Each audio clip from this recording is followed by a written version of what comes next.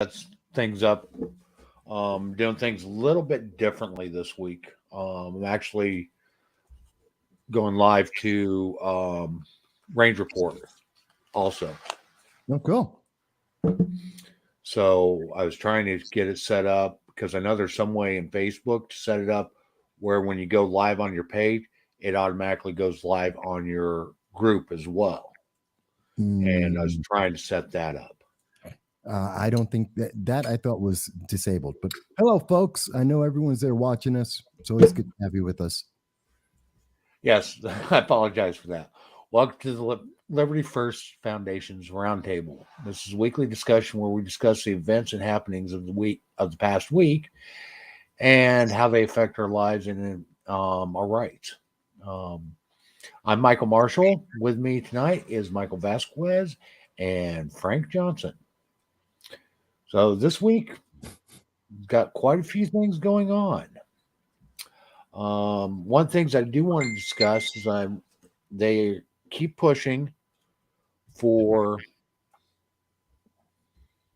um, HR 7910. As we know, it's already passed the House. Sadly. But one of the things that a lot of people don't understand is that HR 7910 are all pieces of legislation that's been introduced in the House already before. Many of them have already been passed by the House, but they've been held up and blocked by the Senate in many ways. In the description, I actually list out each one of the bills that were compiled into HR 7910. Um, and one of them includes, and it isn't listed in the text of the actual um, bill of HR 7910, but it was amended to 7910, and that is HR 7723, which is extreme risk federal extreme risk protection orders. Okay. That's a little different than HR 2377, which is the national red flag bill, which is trying to be pushed I through. probably got my numbers mixed up. That's Yeah, 2377. That's one. So I probably got my numbers mixed up. That's the one I'm actually talking about. no problem. And And that actually was passed also by the House. yeah. But by the way, It- for people to know, we're using HR 7910 so that you can look it up so that you can see what it is because the media never tells you the bill number, but they'll tell you the name, which is Protecting Our Kids Act, because that's a bit of media sloganeering. But it's HR 7910 is Protecting Our Kids Act. They're one and the same. Just now you know how to find it. Okay, go on. I'm sorry, Mike. I just want to mention that. yes. And he's exactly right. We use the actual bill number so that you can go to congress.gov and you can actually track, you can read um, what these bills are. You can read the exact text. You can see the status of the bill, whether it's passed the House, whether it's in committee, who sponsored it, who's co-sponsored it. You can get the roll call vote on the bill. Literally everything, all the information about these pieces of legislation can be found by looking up the particular bill number. It is a lot harder to look up all this pertinent information when you're using just the title of the bill. And that's on purpose. I mean, the news media knows this for a fact. They don't like having the public actually being able to read for yourself the actual bill. They want to tell you the parts they want you to know about so it pushes an agenda. And it's real simple, folks. Easiest way that you can find any bill, if you have the actual bill number, just type in HR 7910 as an example and you'll be able you put into Google and come up. You can go to congress.gov. That's another way. And you go there and just look for whoever is your representative in either the House of Representatives or the Senate, and it will show you every vote they have ever made, every bill they have ever introduced. This is your bill. It's transparent. They count on the fact that you will not look this up to find out for yourself. As an example, with this bill, HR 7910, that they call the Protecting Our Kids Act, not one thing in that bill is going to protect you, your kids, the schools, your property. It would never save a single life. It will take away your rights, your freedom, now and in the future. And the way they're going to sell it to you over this summer, going right up to the election, I voted to protect our kids. You didn't vote to protect our kids, because they want you to have an emotion. They want you to feel like, oh my God, you're evil. You didn't protect our kids. Why wouldn't you protect our kids? Or that guy did protect our kids. He did something. Meanwhile, you're not going to be not even 0.5% safer. You're going to be no safer, but you're going to be less able to protect yourself and your family. And you're going to reelect someone based on that emotion that knows for a fact they left you out to dry. So I just wanted to point that out. Hey, National Firearms, Zach, it's good to see you. Hey, Zach. It is great to see you. And yes, all bill. They are required to publicly post all legislation that they are considering. Any bill that's been introduced in the House or the Senate is required by law to be posted for public consumption. And this is something that many of us fall short on. This is what it looks like for the folks who don't know. Yeah. It's congress.gov, HR 7910. It'll bring it up. Protecting Our Kids Act. It's right here for you. It tells you who put it in, who's supporting it. And if it's real simple, folks, you just go, well, you want to see what it actually says? Here's every single word and how it doesn't actually help. And you can read it for yourself. This is what the public, it looks a little longer than it is. It really isn't. It's really simple. It'll take it's a short read, honestly. Yeah. And if you go back up to the top, Michael. Yep. There is a tab that says related bills. That's where you can find out where a lot of this came from. And how it failed every single time. Exactly. Because it doesn't. Okay. And one thing I do want to bring up is House Resolution 1153. That is the amendment that is amending 2370 HR 2377 to this bill. So while that may not be in the actual text of the bill, it is an amendment to the bill, and it is if this passes, it is going to be a part of the legislation that will amend Title 18 of the U.S. Code. Well, this is the thing that always gets me, because a lot of people say, Mike, well, I didn't see that. Where'd you find that? The way it's like a poison pill. It's a way to sneak something in that you don't know about. See, again, they're going to tell you the title. It's Protecting Our Kids. But they're not going to tell you, oh, and we attached an amendment so that we can spend $100,000 to put shrimp on a treadmill and see just for a scientific study. Or we can see if people looking at their selfies, we're spending $1 million so that we can do a study on whether if you take a selfie and look at it later in the day, does that make you feel happy? They slip this stuff in because no one's going to talk about it. The news media will never tell you, oh, and they added this to the bill back, in the back door as an amendment. All they're going to tell you is, oh, it's protecting our kids. This is why it's important to double check this stuff to see exactly what's going on. And if you're wondering who voted for it, who didn't vote for it, it's right here. It'll tell you exactly how many votes were done. And this is for your information, folks. You can make whatever decision you want, but it's going to give you everything.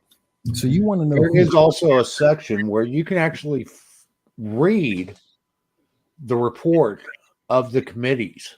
Okay, here's a section that shows who voted for it, and you can narrow this down by party, by who voted yay for it, who voted nay for it, who didn't vote. I mean, you can literally break it down however you want to break it down. You can break it down by your state. You can see how your particular senator or congressman, congressperson, I should say, be politically correct, voted in response to this legislation. And that's my congresswoman. So that's why I pulled up that name to show you as an example. Pulls it right up for you. And I know this is, it may seem really dumb or boring for people, but remember, this is your government. And this is why it's important. This is why we're showing it to you, because I guarantee you, no one in the news media, not one member of the major news media has ever shown you this, has ever told you that you can go here and see this for yourself. Now, almost no one in Congress has ever said, go look it up. Here's how you found it. This is what you can see so that you know the truth, not what they want to tell you, but the truth. There's a big difference. The link, Jan, is congress.gov. Okay, is where you can find all this. And you can track whatever piece of legislation that you want to track. It's all listed there. In fact, if you look up the 1994 assault weapons ban, it was HR 4296 of the 103rd Congress. You can actually find out all the information about that from congress.gov. And I mean, you literally every piece of legislation from post offices. The assault weapons ban in 1994 was 94. HR 4296 of the 103rd Congress.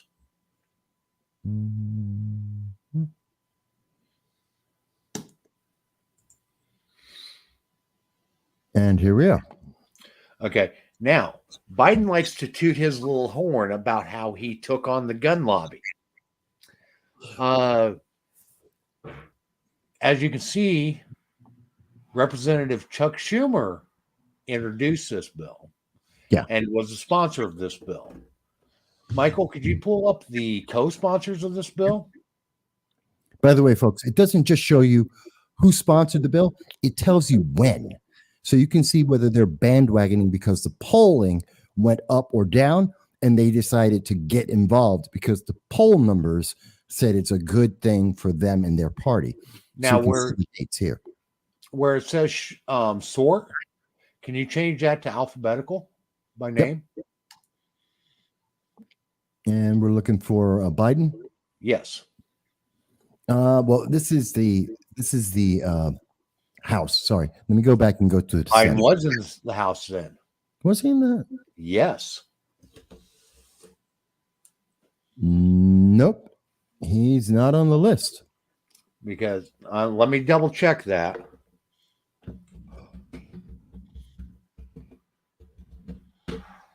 I thought he was in Senate at the time.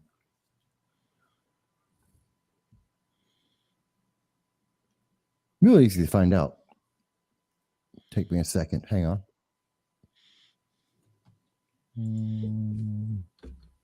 Senate related bills.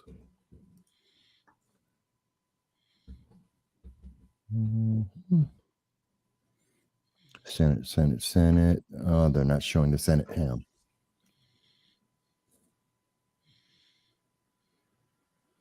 on. Because that was the year that he introduced his. Oh, yes, he was in the Senate. I'm sorry. Okay. That's why he's not a co-sponsor in the House. I'll find it for you. From 1973 to 2009. Yeah, but he was a representative for part of that time. Well, he was elected to the Senate in 1972, His term began in 1973. Oh, okay. I was in the Senate until 2009 when he was selected as Vice President of the United States. There's a House. Well, man, let me. I'll look it up and I'll bring it up for you while you guys are talking. But he likes to claim that he took on the gun lobby and won. Mm-hmm. Okay, and honestly, he didn't win. Okay, they enacted a short-term ban that expired before it could ever really be challenged adequately in. So did he sponsor the bill that you and I were discussing? Actually, it's looking like he possibly could have. We're going to look up the Senate record on that because when it goes to the Senate, it will potentially have co-sponsors. We also need to find out if it was the Senate version of the bill that was passed or if it was the House version of the bill that was passed. House version. If it was the House version, then Joe Biden didn't introduce it. Chuck Schumer introduced it in the House. And even if he was a co-sponsor for the Senate side, he still really didn't initiate the fight. He really didn't do the fight for it. So he isn't the one that won, quote unquote, against the gun lobby. Okay, he like I said, he enacted a law that had a sunset clause in it. And at the time, a lot of people didn't challenge it because number one, it did have sunset clause. And number two, the way the court was leaning, a lot of lawsuits were dropped before it even got to the Supreme Court because they didn't want a complete denial or they didn't want to risk the chance of the court upholding the legislation that is really unconstitutional. So a lot of lawsuits during that time period were dropped prior to them actually reaching the Supreme Court. Well, Joe Biden is the Brian Williams of politics. He's a consummate liar, okay, and it's been proven over and over and over and over again that the majority of his stories are false. They're lies. Oh, I don't know. From what I understand, corn pop. that was that was a pretty hairy situation right there with the corn pop. Biden has lied about how many Americans are in Afghanistan at this moment. He's lied about what's caused the inflation at this moment. He has lied about our borders. He has told us lied about what caused the gas prices to go up. Yeah. And he's actually perpetrating that lie even further by threatening the oil companies with enacting the Defense Production Act to increase refinement protection. And I keep wondering, whenever I see that, how are you going to increase refinement operations when the refineries don't have any oil to refine? And even when oil refineries are at maximum capacity, the fact of the matter is we haven't had a new oil refinery plant open up in the United States in, I believe, close to 35 years. We have not done anything. They may have been in production or under construction during the Trump administration, while he may have given them the green light to go on them, but so was the Keystone Pipeline. Mm-hmm. But the fact is, they haven't come under production. I know a lot of people in the oil industry. I have spent countless hours floating around in the Atlantic Ocean on top of a huge ship filled with oil, and hearing the same thing from everybody. They said, "Yeah, we park out in Galveston, we drop anchor, we wait a week for somebody to unload us because they don't have the ability to refine more than what we can pump in." And whether you've got one ship waiting at the refinery or 100, there's only so much oil that they can turn into fuel at any given time. Unless you increase your ability to refine more, it doesn't matter how much you drill or don't drill. You can only turn into so much fuel at a time. Now, yeah, if we stop drilling completely and the raw crude stops getting to the refinery, yeah, that's when you start, having a big problem. But unless we have more refinery, issuing threats, it's like Captain Kirk telling Scotty, "I need more power," when the engines are already at 110%. You can't give more than what you're physically capable of doing. And the Well, refineries are exactly. already at maximum production. So Well, him threatening to do that it's just a ruse. It's another it is. bullshit ploy so that they can turn around and say, "Well, we told them that they should do this and we told them that they should do that, and it's not our fault." No, it is your fault because you shut down production. We don't have any more domestic drilling because we could ship oil to other countries where they can refine the oil. And we can refine what we have here and then just keep what we have here to meet our own demand local and keep our own prices down. It's a global market. We don't have the refining capability to do more than what we have, but other countries do. But if we're the main consumer of it and we have all the oil sitting there waiting to be refined, and refineries in Canada are sitting there dry because they don't have no oil to refine because it's all sitting at our ports, or we didn't pump it out of our ground, or we didn't put it into our pipes, it's not going to get where it's going to go. In 2019, the United States was the world's largest supplier of oil. Okay, we supplied approximately 25% of the world's oil. The next nearest country, and I forget exactly which country it is, only produced about 13%. Russia was tied for third, and they only produced 11% of the oil, the global production of oil. That's in 2019, 2020. 2021, the United States oil production dropped by 10%. From what it was doing in 2020. At the same time, all of a sudden, all the boycotts and everything hits Russia, and nobody's taking Russian oil. So you've literally removed 20% of the world oil out of the equation. But again, it's the oil companies are the big bad boogeyman. Mm-hmm.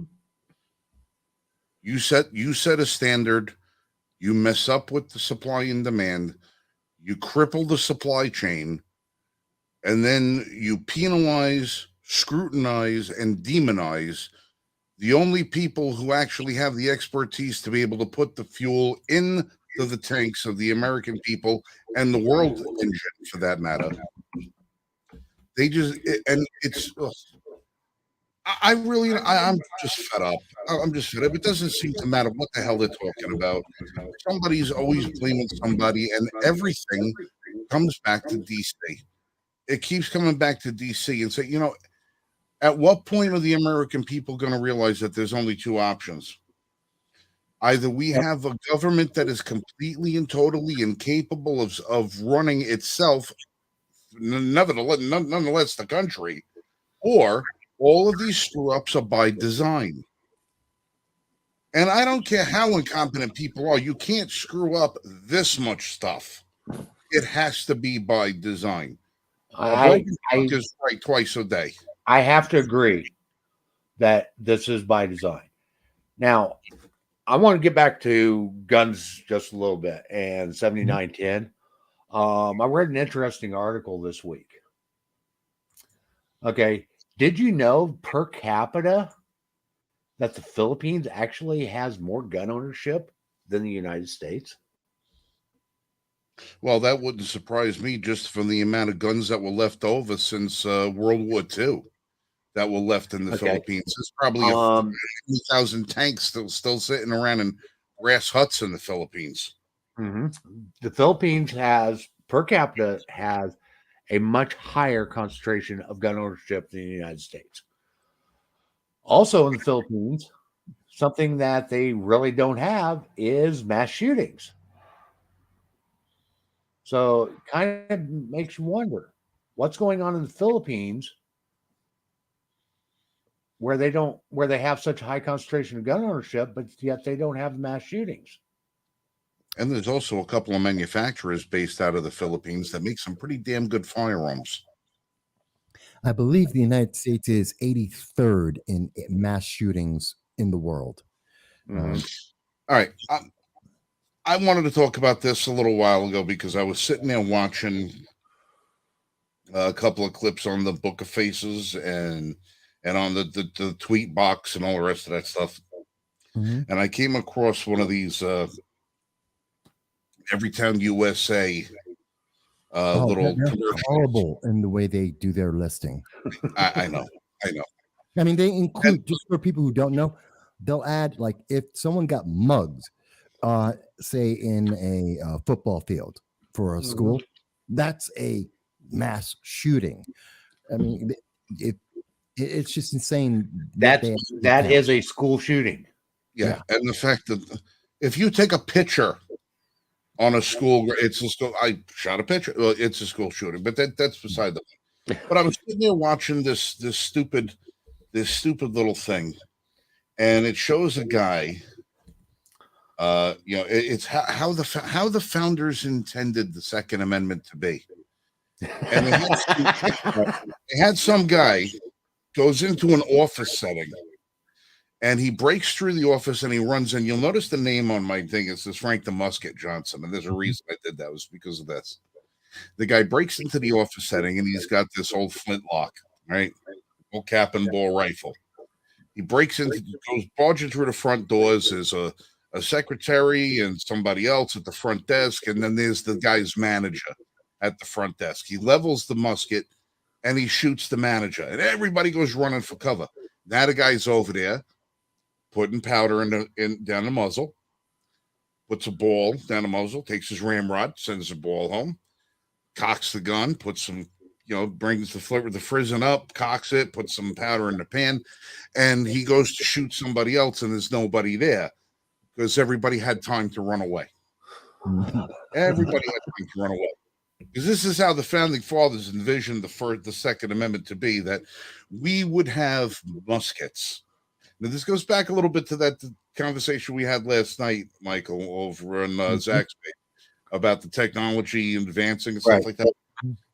And being a history buff and somebody who owns God knows how many rifles, I realized that I have a lot of black powder guns, but I don't have a single black powder rifle. I don't have a single one. I don't have a musket. Okay. It was never my thing. I've fired hundreds of them, and I'm actually pretty damn good with one of them. But an interesting statistic, according to the memoirs of General George Washington, in order to be a frontline soldier, they had to be proficient enough with their flintlock to get off on average 2.5 shots per minute. Yeah. I've heard that stat before. That was the that was the anticipated expected average. There are guys who can get off 4 shots a minute with a flintlock, which is incredible considering how much work you got to do. Most people can probably get off 1.75 shots per minute. So if in a 10-minute period of time, that's 17 shots. 17. Well, let me finish my thought here, Michael. This is important. They believe on the left that if we were to follow what they interpret the Second Amendment to be, where we would all have black powder guns and muskets and stuff like that, that we would eliminate mass shootings. 1.75 shots per minute is the average that an average flintlock owner can get off, not under pressure, and this is just as fast as they can go. That's 17 shots per 10 minutes. Uvalde. Took them 40 goddamned minutes to get through the door and get to the shooter. 40. Okay? 40. That's nearly 60 shots that could have been fired in the time that it took police to enter the classroom if that man decided to use nothing more than a flintlock rifle. It took 4 hours for the police to breach the wall at the club in Miami, Florida. Mm-hmm. I was about to mention it. 28 people were assassinated. It took them 4 hours to get in there. Now, we have in this country a severe problem, and it's not the guns. Well, what about the Nevada shooting? How long did they take to get that guy? Right. It's not that. Right. But here's the question that now I was just sitting downstairs talking with Lori when I was hashing this out in my brain.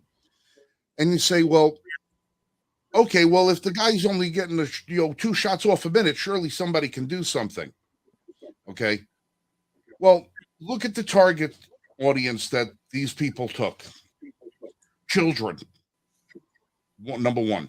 Mm-hmm. Children have not developed yet a fight or flight mechanism. They haven't developed that yet.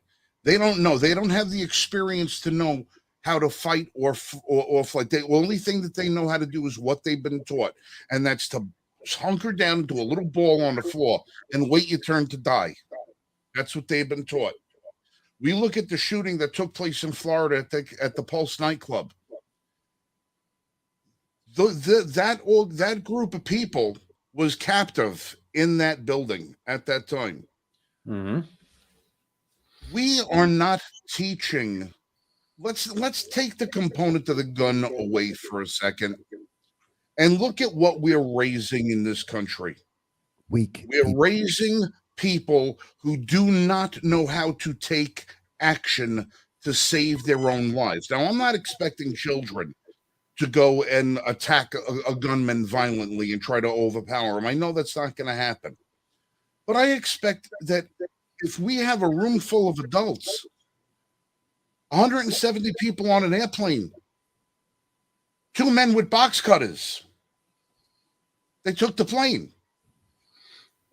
Society is not, we've not gotten to the point in this society yet where we've understood the fact that it's not only the problem that we have with crazy people doing bad things with guns, so we have to penalize the good people with the guns. That is so wrong that it's absurd. The big problem that we have in this country is that we are raising generations of pussies. And I hate saying that like that. I hate saying it like that. But we have gotten to the point where we are raising generation after generation that believe that the cell phone is their shield, that someone else is coming to save them, that government is going to be there to help. Folks, I got news for you. There is no one coming. By the time they get to you, you are a memory and already writing your epitaph.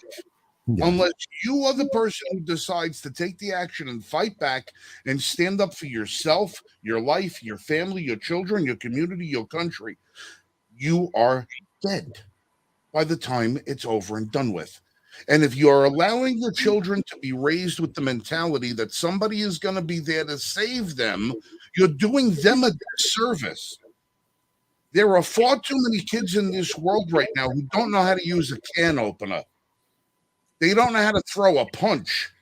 They don't know how to pitch a tent. They know nothing about self-reliance. They know nothing about being prepared for what happens if mommy and daddy don't come home from work on time. They don't know what to do with their lives, and yet we wonder why we have situations where everybody is dying because everybody puts their faith in something other than themselves. And that's the problem we have. Let me add two things real quick on what you're saying here. First is we have to understand something that's very important. That, and I kind of lost my thought because there's so much in what you're saying. We understand that in any kind of mass shooting, they only end when someone confronts the shooter with a firearm. That is, whether it's a law enforcement or a regular citizen, they will never stop unless they run out of bullets, which almost never happens, is that they do not stop until someone confronts them, which means we need a society that is willing to defend itself and the ability to defend itself, because we have seen that in every single mass shooting or school shooting.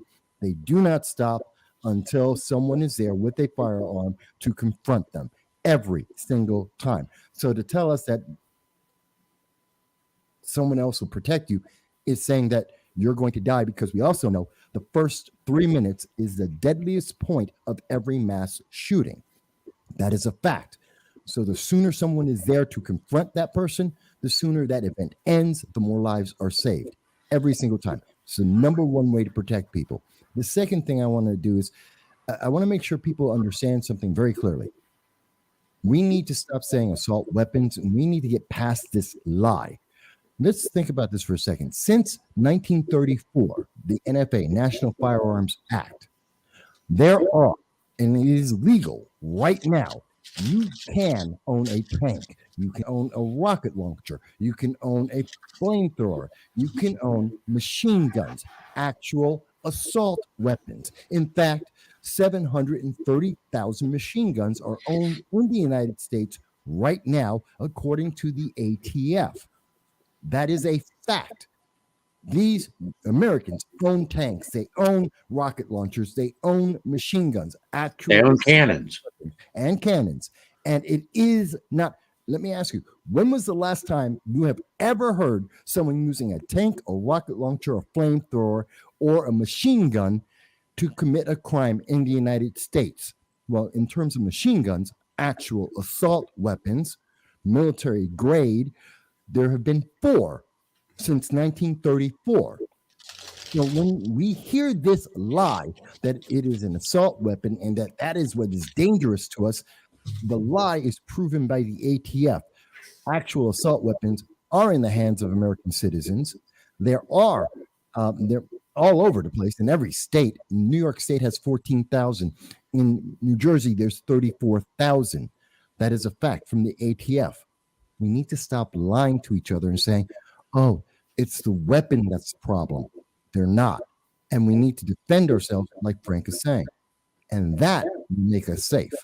Not these stupid laws that criminals don't listen to, or lying about what a weapon is and can do. It's crazy. But go ahead, Mike. I cut you off. Okay. I want to bring up one point, and this kind of goes back to what Frank was saying about how we are raising, for lack of a better word, pussies. We're raising a bunch of wimps. Mm-hmm. Okay. I just looked up the Uvalde staff directory for Robb Elementary, and I counted there are 24 people on staff. That's not counting support staff, which are your kitchen workers, people that work in the cafeteria, your janitors, your groundskeepers, and all that. Those aren't in that 34 people. Okay, so we could say roughly there were probably 50 adults, maybe more, at Robb Elementary when this incident happened. Now let's just take half of that, 25 adults. Can you imagine how hard it would have been for that shooter to accomplish what he did if 25 adults were throwing chairs, backpacks, erasers, books, and whatever else they could get their hands on at him? It wouldn't be the same situation. We wouldn't Exactly. be in the same situation. Okay, because if while they're doing that, they're also closing in on him because he can't get off accurate shots because people are throwing shit at him, they could have subdued him. You know, why aren't we teaching our teachers, our staffs in these schools, these tactics? And I know we've had this discussion too. When somebody's under fire, they act differently. Okay. One of the biggest things with military, though, is you train, because so it becomes second nature. That's why our military is successful. Okay, yeah, we do have a certain portion that do freeze up when they're under fire. But if you get that training and you get so that it's instinctual, the chances of you freezing up become very slight. Well, let me ask you a question. Now, both of you guys are Marines. Yep. Mhm. All right. What do you think you would respond to quicker? Gunshots a block away that are going not at you, or gunshots being fired at you? Gunshots being Which do you fired at me. think you would respond? You'd respond quicker to gunshots being fired at you than you would with the gunshots being fired away from you. Yeah. Now, that's the fight and flight mechanism. Mm-hmm. What are you going to do when those shots are coming at you? When those rounds are hitting the wall and everything else around and behind you, what are you going to do? Now, you have the fight or flight mentality. Get into the fight or run and hide. Now, when the shots are going away, or someplace else, it takes somebody of superhuman intestinal fortitude to run to where the shots are being fired and confront the person doing the shooting, because those shots have nothing to do with you. You're not in the danger zone at that point. You're not in the danger zone. So for somebody to go and run towards the shots and engage a shooter is superhuman. It goes against everything in your own nature because it defies self-preservation. You don't run towards the danger. You run away from the danger. And not until the danger confronts you do you actually have to, face the danger. So you don't run towards it. So the men and women of law enforcement and the military that run to the danger, I salute you. And I thank you. And I say, God bless you, and may God always make sure that you get home safe. But again, like I said, okay. But I was going to say, but when you're the person being in the crux of that danger and you're being shot at, do you want to wait for somebody superhuman? Or do you want to rely on yourself? Well, and that's exactly it. That's what and that's also where we have to start getting these people so that it's instinctual. Okay. These are people that are charged with overseeing and protecting our children. Okay. Teachers aren't there to just educate. Part of their responsibility is to protect our children. Mm-hmm. That is a part of the responsibility of the school. And as such, these teachers and staff need to be trained to the point where their reactions are instinctual.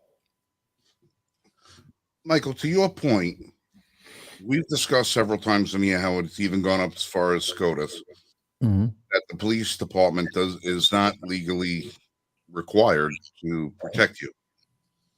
Michael, you just said something interesting. You said that the schools have a responsibility to protect your kids when they're in their domain.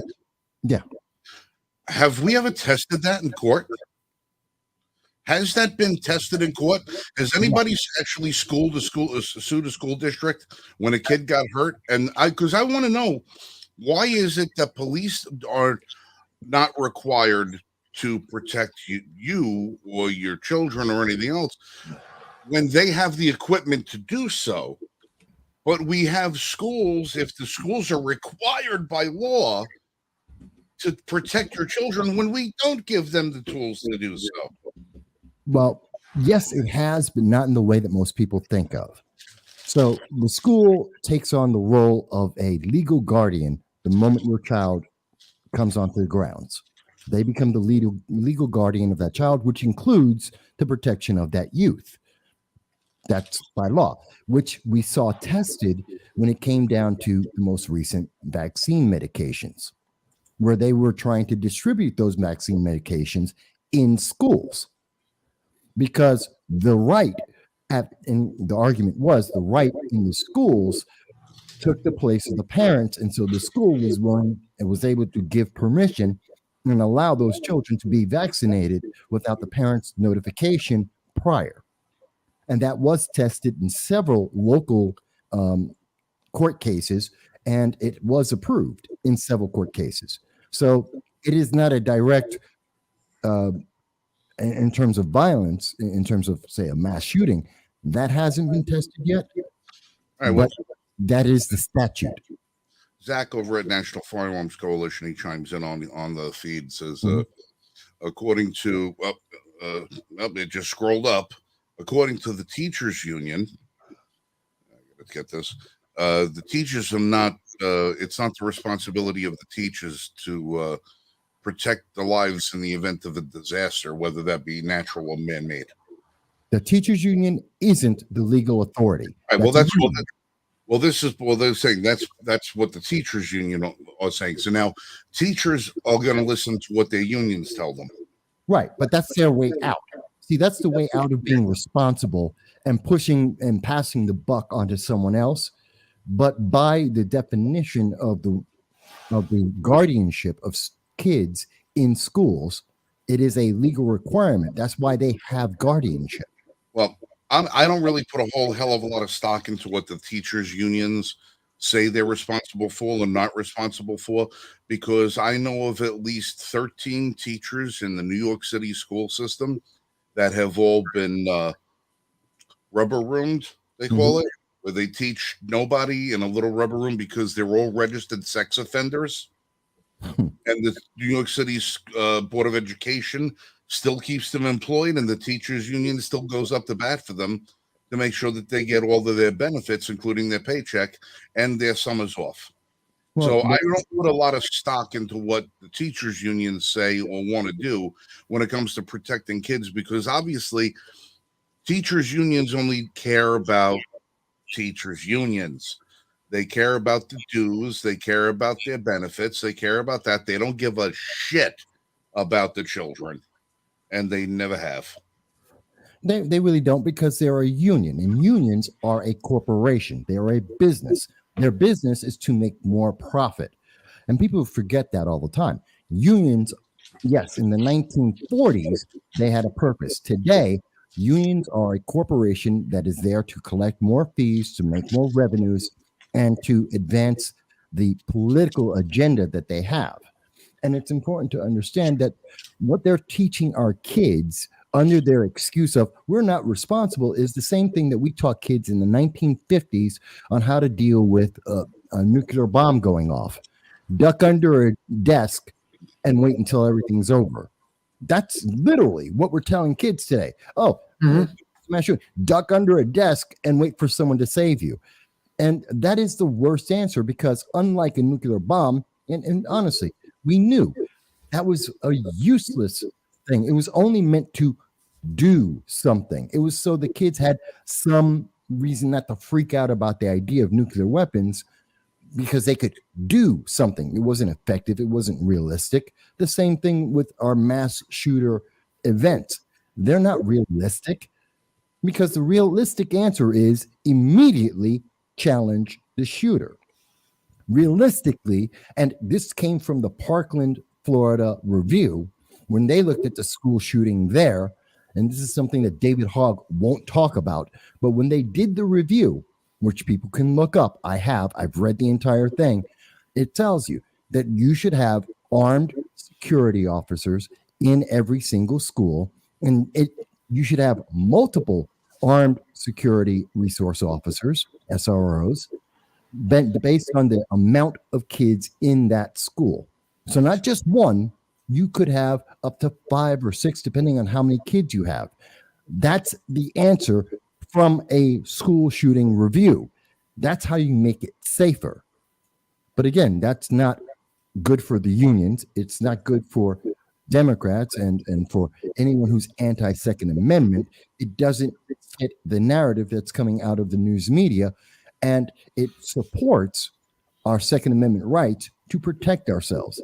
Because in that same report from Parkland, they also said that teachers should be armed if they wish to be armed. Well, I don't see. I don't even think it's a matter of should be if they wish. I mean, should be if they have the right. Why is it? Why are you stripped of that right because you decide to be a teacher? No one should ever be stripped of that right. You want to be a teacher and you carry. That's the way it should be. Tom Hughes is chiming in on the Facebook line. It says teachers for the union leadership. Voters get the government proceedings unions they vote in. Well, it's true, Tom. The teachers vote for the leadership. But as we've seen, elections may not be as accurate as you think. And we know that power tends to, once somebody grows the roots in a seated power situation, it's really, really difficult to unseat them. Unless you cut it off at the roots, get new leadership is near impossible. Wayne LaPierre. I'll just give you that example. Yeah, and they've proven there's been numerous studies done where the larger constituency is, the more likely the incumbent will be reelected. And oftentimes in a lot of these instances, a lot of these elections, the people aren't challenged. Union leaders aren't challenged. Politicians aren't challenged. Yeah, politicians aren't challenged. Re-election. It is almost easier to die. LaPierre hasn't been challenged. Well, the last person that challenged Wayne LaPierre was Oliver North. Yes. And I met with Oliver North about 3 days before the shit hit the fan at the NRA a couple of years ago. Michael, you were at the event with me, weren't you? No, I was. Vasquez was, yeah. Yeah, Vasquez. We were at the Binghamton Rifle Club when we had him come in, and there was a big hole to do with the Binghamton Rifle Club as to why it was a bad thing for him to show up. But for those of you who don't know, it's stupid. You don't even need to know about it. Well, you know what was interesting about that, Frank? I was the only one of the members of press that were present that actually asked him about a gun issue, and in particular, I asked him about red flag laws, and I have the video of me talking to Oliver North. I was the only one to talk about red flag laws. I was the only one to talk about the gun issue. Crazy. Yeah, everybody else who was over there, all they wanted to know about was about the community center shooting 3 years earlier. Yeah, or however many years earlier. That's what they wanted to know about.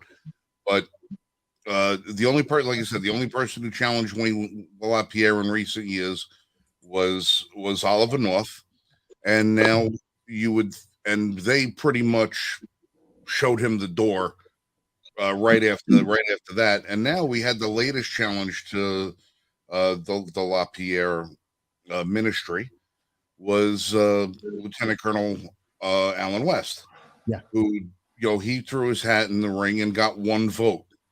Mm-hmm. So when I talk to people who are on the board of the NRA, who behind closed doors turn around and bitch, moan, and complain all day long about how they're getting tired of paying for $6,000 suits and first class airfare and hotel rooms and all the rest of this stuff, while the rest of the membership sinks into the ground and compromises on all our rights, the same people turn around and vote for the same people who put them in the position in the first place. The very board that has the authority and the ability to do something, and they don't. Me personally, I know Alan West. If there was anybody in the world that I think could right the ship of the NRA, it's a guy like him. Mm-hmm. It's a guy like him. That guy is no buts about it. He's balls to the wall. He's about your rights, and he's going to fight for them. And I think he would have been the perfect representative for the NRA going forward as a figurehead, but they decided to stay with Skeletor. Well, let me mention. I want to point out something. We talked about Second Amendment rights. Well, let's ask you to make a point. I want to ask a question because Zach joined us. He's with National Firearms Coalition. Welcome, Zach. And happy to have you here. Let me ask you a question because and this is kind of for everyone, but I want to ask you first, Zach. Is why are we relying on the NRA or any organization, Gun Owners of America, there's a bunch of them out there. Why are we relying on them for our Second Amendment rights when all we have to do, like in New York State, there are 5 million gun owners. In every election in New York State, at the maximum, about 2.75 million people vote. There are more gun owners that could vote, and we could protect our Second Amendment rights. Why do we need the NRA for that? Zach, do you think I'm right, or am I missing something? I think you're exactly right. And to weigh in on my opinion as to why people feel like they need, and I say this heavily, they feel they need the NRA, the GOA, the NAGR. We're up and coming as a gun rights advocacy group. People don't feel like an individual voice matters. People feel like they need an entity to represent them. Because people have been led to believe for so long that in order to fight for the Second Amendment, you have to go in front of a great big courtroom full of people and combat legislature and, put on this great big show. You're absolutely right. In my personal opinion, from the people that we've spoken to, from even political leaders that we've spoken to, if all of the gun owners in the country were to actually unite and rally together, they would probably get bullshit like red flag laws and GFSZA literally unwritten in the first day of rioting, or not rioting, but of protesting in Washington. Well, I'm going to give you the other reason why people think they need groups like the NRA. Fear. Yeah, well, that's exactly it. People have grown up. All right, let's say everybody who's an adult now, 1940s to now, they've all watched what I call the politics of personal destruction grow in, from a seed that was planted in the 1940s and 1950s, started to really show its head in the 60s, 70s, and 80s, and now it's a full-blown oak tree.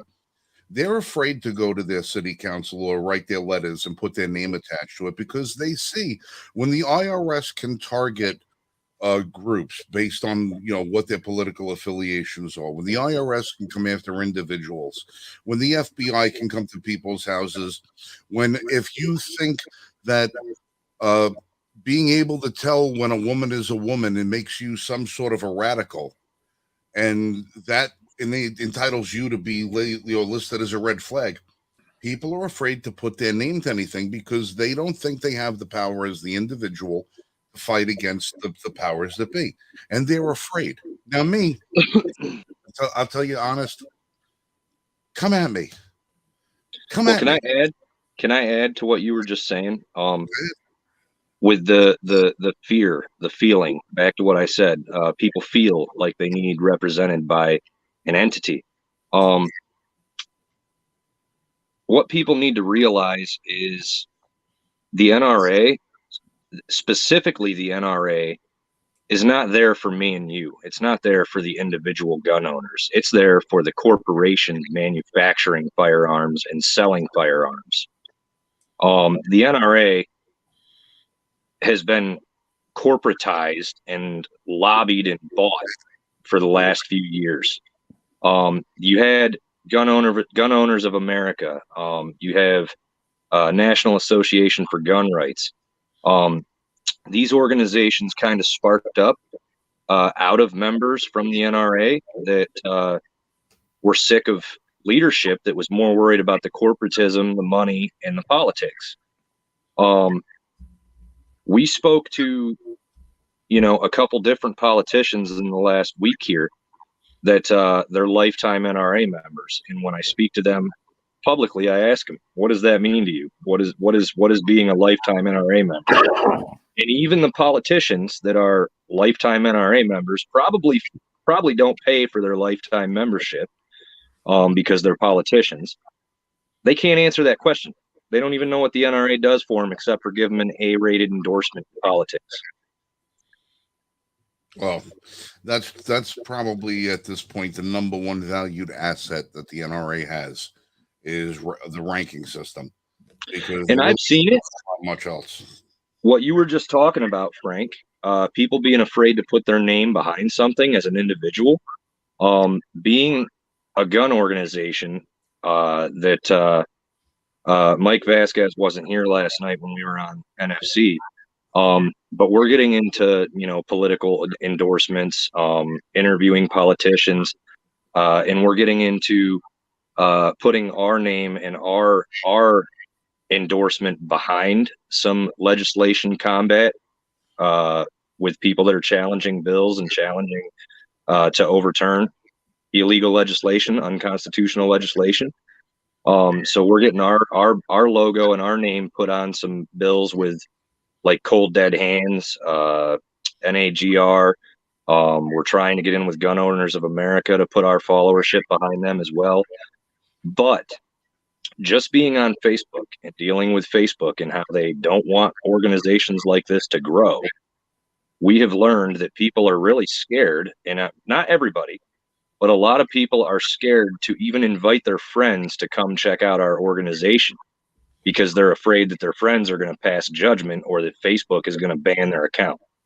Well, now take that mentality and put it into the real world with walking into your city council or your state representative, put that same mentality to all these people that I've met that are afraid to do that, and now make them actually do that in real life with a written letter or a speech, or wanting to go have a sit down with their state rep. How are they going to feel? And that kind of goes into play with what Mr. Marshall was saying on NFC last night. We don't have enough representatives for the people. So even trying to get in with state reps is virtually impossible in a lot of states because you have one rep for 800,000 people. Well, that's not even the worst of it, because yesterday I was at an event. I cover a lot of local political things as well as state and national. I'm at a local event. I'm talking to members of local government whom I all know many years. I have put in legislation because here's something that people may not be aware. You can write your own legislation. You don't have to wait for some political figure to do it. I have written bills. And it's as simple as my bill. I put in a bill and I said, okay, my county, my local government will reaffirm the Second Amendment. We will be a Second Amendment sanctuary. We reaffirm the Second Amendment, which is, it's already law. You're not asking anyone to do anything that doesn't already exist. And the first time I put that legislation in, it got shucked, got taken out. I was told they can't pass it. They can't even discuss it. I'm talking to local officials again, and they're like, we are afraid to talk about it. We don't want to talk about it right now because it's a hot button issue. Maybe after the primaries, closer to midterms, maybe even after the midterms. So not only people are afraid, it's not just the people are afraid, it's the politicians who are afraid. Now, people are afraid because they're going to get disowned from the internet. Politicians are afraid because they're afraid of votes. I'm telling you, we just got together, and I wish people would do this even once. Just all the gun owners get up and send a letter one time and say, I'm not going to vote for you unless you reaffirm the Second Amendment. If you say publicly, all of you, that my constituents don't want red flag laws because they don't work and they take away our rights and due process, just do that once. We will change the nation, I think. We would. Okay, and I want to bring up a couple points. Yeah. Here real quick. Okay, the first one that I want to bring up is you cannot jail an organization. Okay. What? You cannot jail an organization. Okay. Okay. You cannot lock up NFC. Okay. Right. You can lock up the leader of NFC, but you cannot lock up NFC. Right. You cannot put the Liberty First Foundation in jail. Right. You may be able to put me in jail, but you cannot put the Liberty First Foundation in jail. That's why people tend to go to an organization to protect them, because an organization cannot be locked up. They can be sued, they can be blocked, they can be shadow banned, they can be blocked off of social media, stuff like that, but they cannot be physically jailed. A lot of people are in fear, and we've seen it happen over the last 3-4 years. People are afraid of going to their city council meetings or their county supervisor meetings or any number of governmental meetings and speaking up and raising concern, speaking their voice, which they have the right to do. They're afraid of being jailed. And we saw over the past few years, many people get jailed for speaking out at city meetings. Mm-hmm. Loudoun County, great example of it. Mm-hmm. Fathers defending his and they child. didn't break any laws. No, but they were jailed. Dude, Okay, we just had a guy up in New York, Mike. You might have saw this on the WNBF website. We had a guy in upstate New York just got arrested today because he had 23 bird feeders on his lawn. Huh. Guy had 23 bird feeders on his lawn. And the neighbors called up and said he's in violation of the HOA rules as far as bird feeders go. So the HOA pressed charges on him and he got arrested for 20 bird feeders. And I would like to know, okay, what law did he violate? he didn't. He violated a community standard. But meanwhile, speaking of 23, he probably got USA arrested. Today, this is our major news media, and this is why I saw this today. And by the way, last month it was NBC that had 15 articles that they removed because of the same thing. This is why you can't trust the news media. This is why they don't tell you what the number of the bills are. It's why they don't tell you what's really happening out here. They have a vested interest and they put out fake articles, fake news, because this is not me saying that. That's the New York Times saying that about USA Today.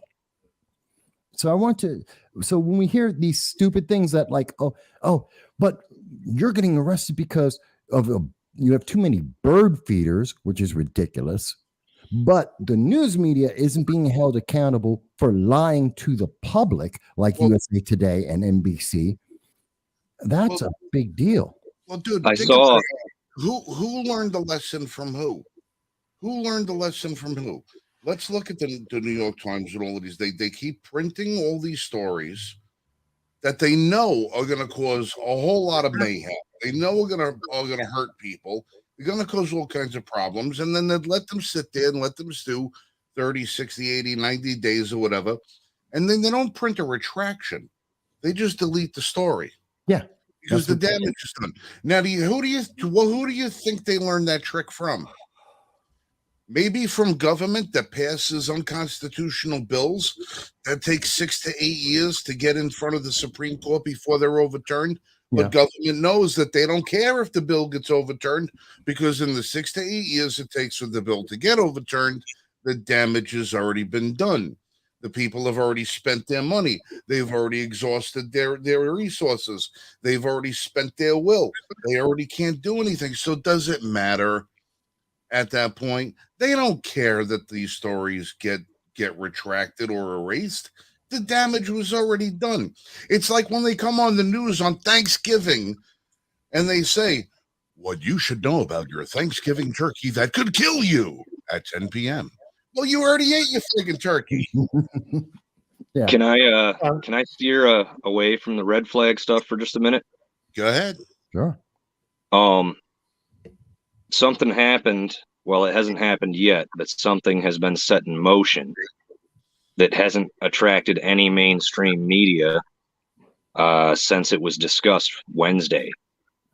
Two of you guys are ex-military, and the other one is a big gun nut.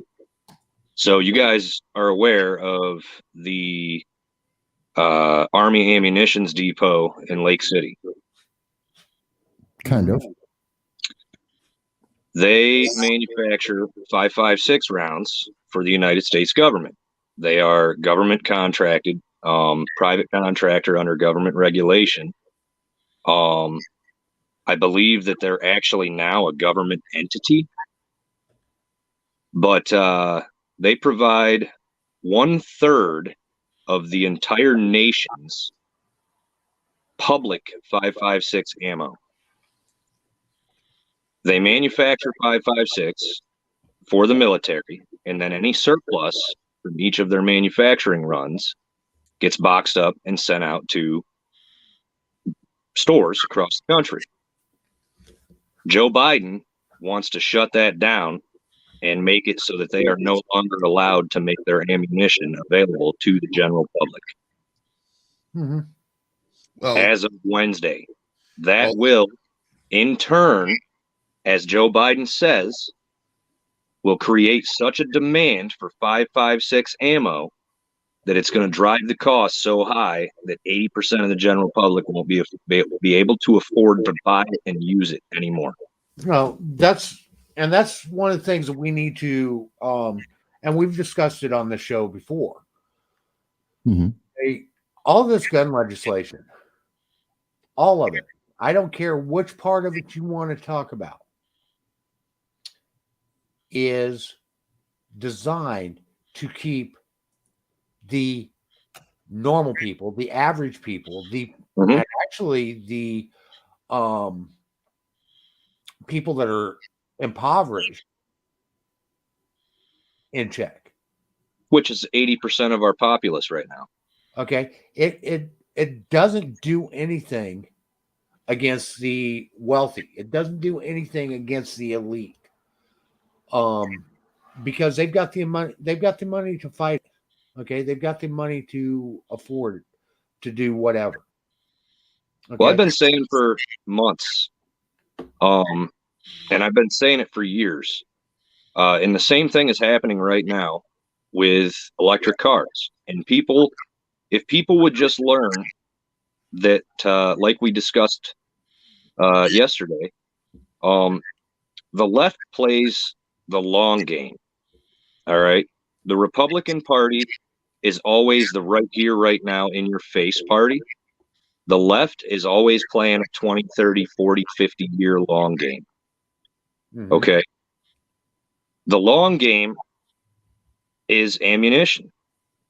They know that they keep getting met with strong defense against gun control. They keep getting small little victories here and there. But ultimately, if they make the ammunition cost so much or so hard to get, they've just controlled guns for 80% of the people in this country without controlling guns. If I'm not mistaken, go ahead. If I'm not mistaken, back in the 2000s at some point, we had a very similar situation. Obama. Happened under the Obama administration. But I believe the Supreme Court came out and said, no, government, you can't, you're not allowed to make ammunition so unaffordable because it's one of the necessary components of the Second Amendment. Well, this is where they've gone into that long game. The government has now started purchasing the corporations making the ammo. Right. Well, and here's where we've got to get into the little bit of the longer game. Government doesn't own a goddamn thing. The people do. Yep. We the people do. Now I love when somebody, this is town property, this is city property. Fuck you. No, it ain't. No, It's it ain't. public property. It's the residents. It's the people own it. The people own it. You can't tell me I can't walk across a public park because it's public property. It's my goddamn property. I'm part of the public. There's been a lot of arguments over the last 100 years over territory of government property because government property is paid for through tax dollars paid for by the people. Right. So you have all these people that'll go to a government facility, open carrying a gun and with a camera on, trying to get the police to throw them off. And if you watch, Anybody that knows the real law and knows the Constitution never gets arrested or thrown off the property. Oh, And yeah, those well, cops so- get very mean and aggressive, and they just stand there and maintain composure. Right. We have First and Second Amendment auditors running around with their cameras all the time. Yep. I love these guys. I love the fact that they actually have the time to do that, because I wish I had that kind of time on my hands once in a while. Yeah, I would love to do it. That I could run around and do that stuff, because I got a couple of great spots to go try and check out. Mhm. But Wisconsin,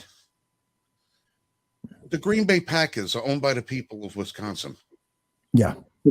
All right, every Wisconsinite has got a right to say what the hell happens to their team.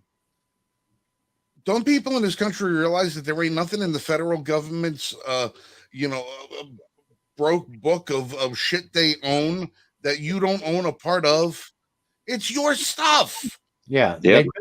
That's why I get pissed off when you're telling me I can't own a select fire rifle, but you left $80 billion worth of that shit over in Afghanistan Yes, for they the did. very people who swear that they want to kill me.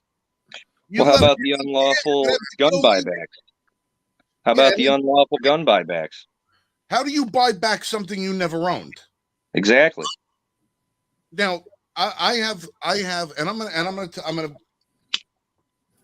For those of you who don't know, I want you to look up the words "slam fire." Okay, I want you to look up the word "slam fire," and then tomorrow or at your earliest convenience, I want you to run down to your nearest plumbing supply. Maybe I'll even supply you with a list of what you need to go get. And I want you to go get these four components. And the next time you have one of your local police agencies turn around and tell you that they will give you $100 for the purchase of a shotgun, I want you to take these four components, put them all in a bag, bring them down to the police department, hand it to a police officer and say, "May I have my $100, please?" And I want you to do that 10 times. Pipe gun. And when you're done with the 10th time, I want you to go to your local FFL and go buy yourself a really nice AR-15. Can I comment on Jan's comment? It'll cost you $200. Go ahead. But you'll get it Because I was getting ready to. Go ahead, Jack.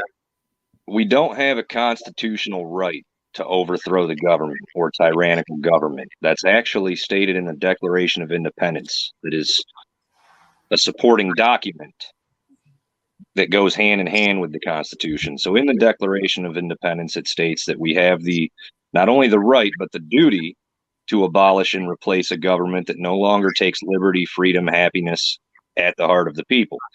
That's not word for word, but you get the gist of it. The constitutional rights don't state that we, the people, have the right to overthrow the government. And that's a lot of hot topic argument of people that are extremely undereducated on the Constitution. And my biggest argument to those people is, you've read all the Constitution. You argue with me that we don't have the right to overthrow our government. Now tell me about the Declaration of Independence. And 90% of them have never read the Declaration of Independence. Now, I want to also go over one other thing. Yep. The Constitution does not give anybody any rights. You already have them by birth. Exactly. Okay. Natural law is what gives you your rights.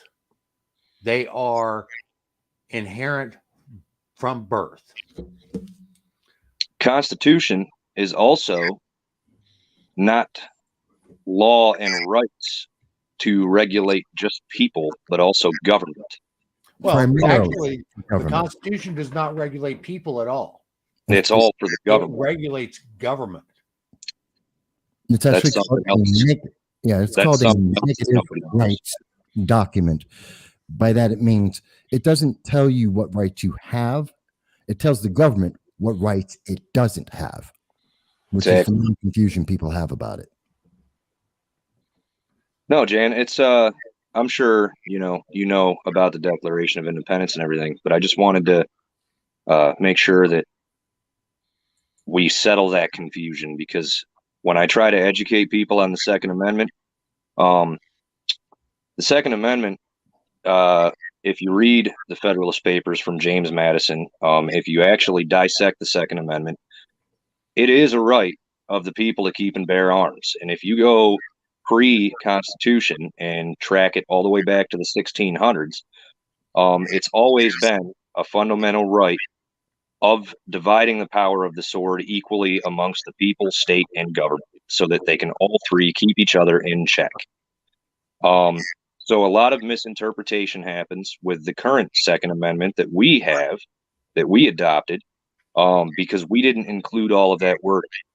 But the supporting documentation of the Declaration of Independence states that we, the people, do in fact not only have the right, but the duty to abolish and replace government if government is no longer for the people. So my biggest argument with people that are anti-2A and think that the 2A does not give you that power is go read the Declaration and then tell me how you expect any citizen or group of citizens to follow up on that duty if the Second Amendment isn't there to support it. Well, people don't read. See, the problem ultimately is, and why there's the confusion about what it does and doesn't say. It's like what we were talking about when we started the show about HR 7910, Protecting Our Kids Act, HR 2377, the National Red Flag Laws. No one's reading the bills anymore, including the members of local, state, federal government. No one reads anything anymore. So no one knows what it says. All you know is, here's that one snippet. Here's the 5 words, one sentence that was quoted by the New York Times, or just as I showed you, USA Today, who we know lied to us and hide information. USA Today just came out and said they were fabricating stories. Last month, it was NBC telling us they fabricated 15 stories at least. And CNN's been caught numerous times. Numerous CNN, and we know that when they're not fabricating the stories, well, they're suppressing the stories, like Hunter Biden's illegal ownership of a handgun, faking federal documents, fraud, or the Hunter Biden laptop, which we now, 2.5 years later, the New York Times says is true. It's because they know that people aren't actually reading the Constitution, the independent, the bills in our Congress, so they can say whatever they want, and everyone goes, well, I guess that must be true. And more importantly, they don't even read the articles; they read the headline and go, oh, okay, that's it.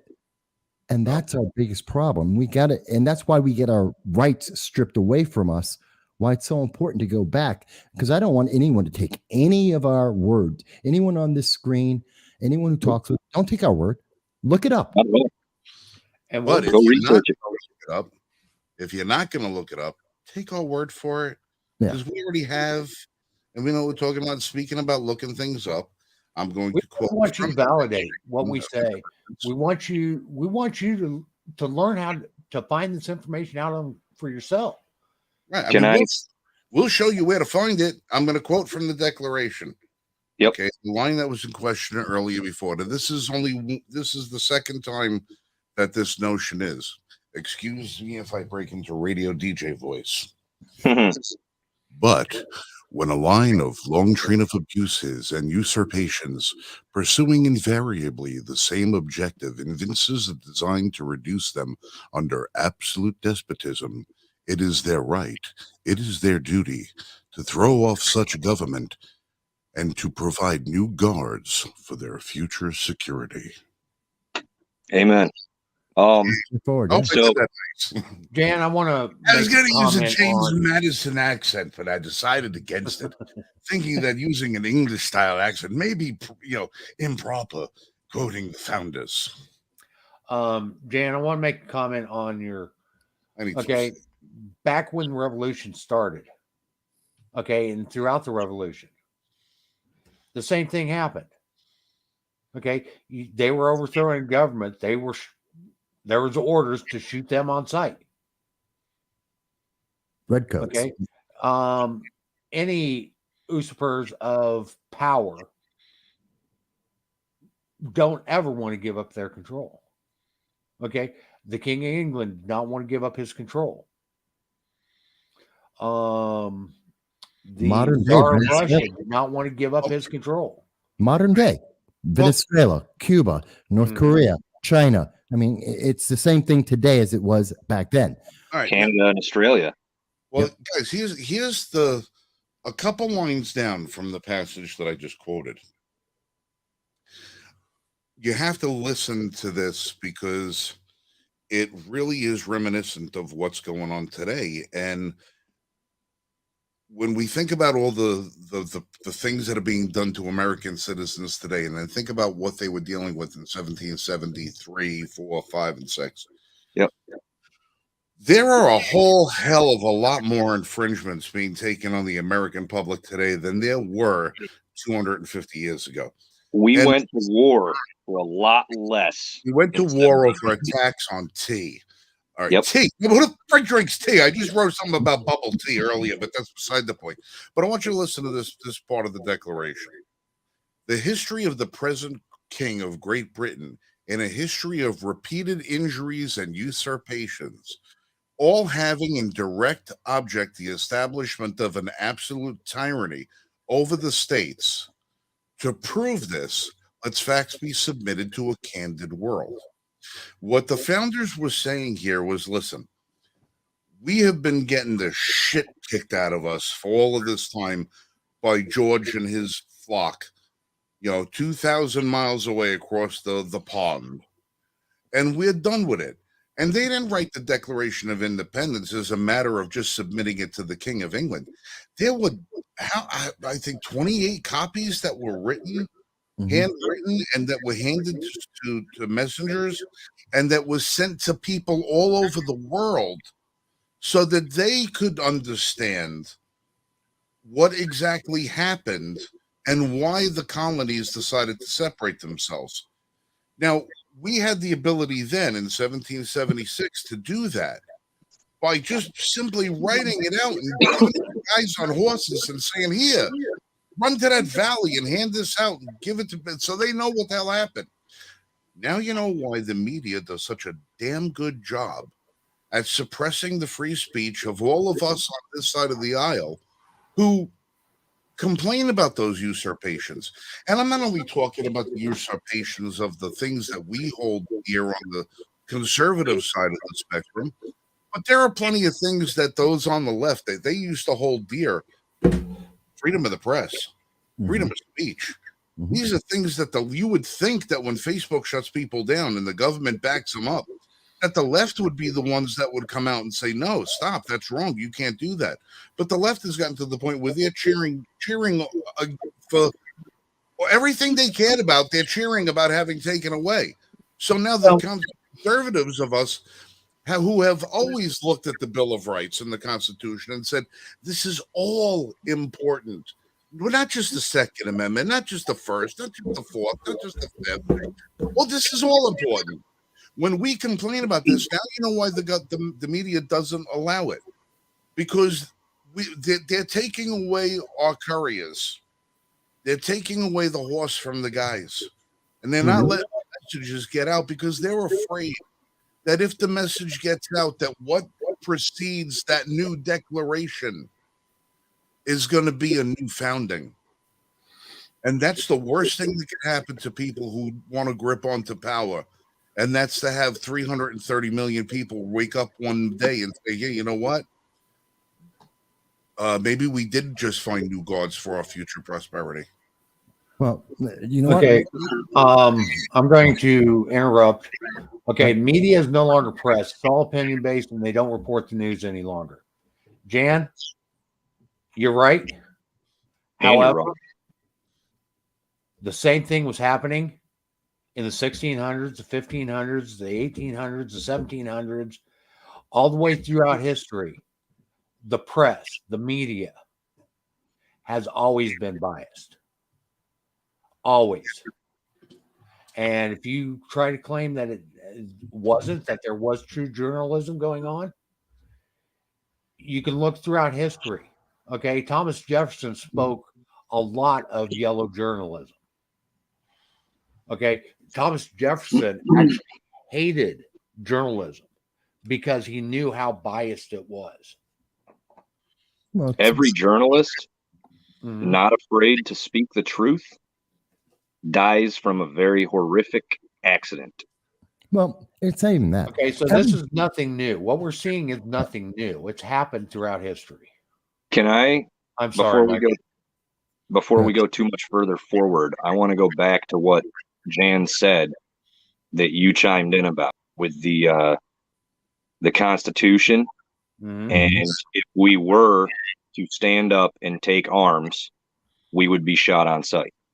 Oh, this Mhm. this one. This is something that we talk about all the time. The founding members of NFC. I don't like to call myself a conspiracy theorist or a prepper, but that's kind of the label that people on our side of the spectrum have gotten over the years because we do see this stuff and we are prepared for it. Constitutional. The two guys in here that are former military, Mm-hmm. you swear an oath Yes. Right? to defend what? The Constitution of the United States Yeah. against all enemies, foreign and domestic. So the number one task of overthrowing a government, if it was to come to that, would not need to be everybody just running out and starting shooting in the streets.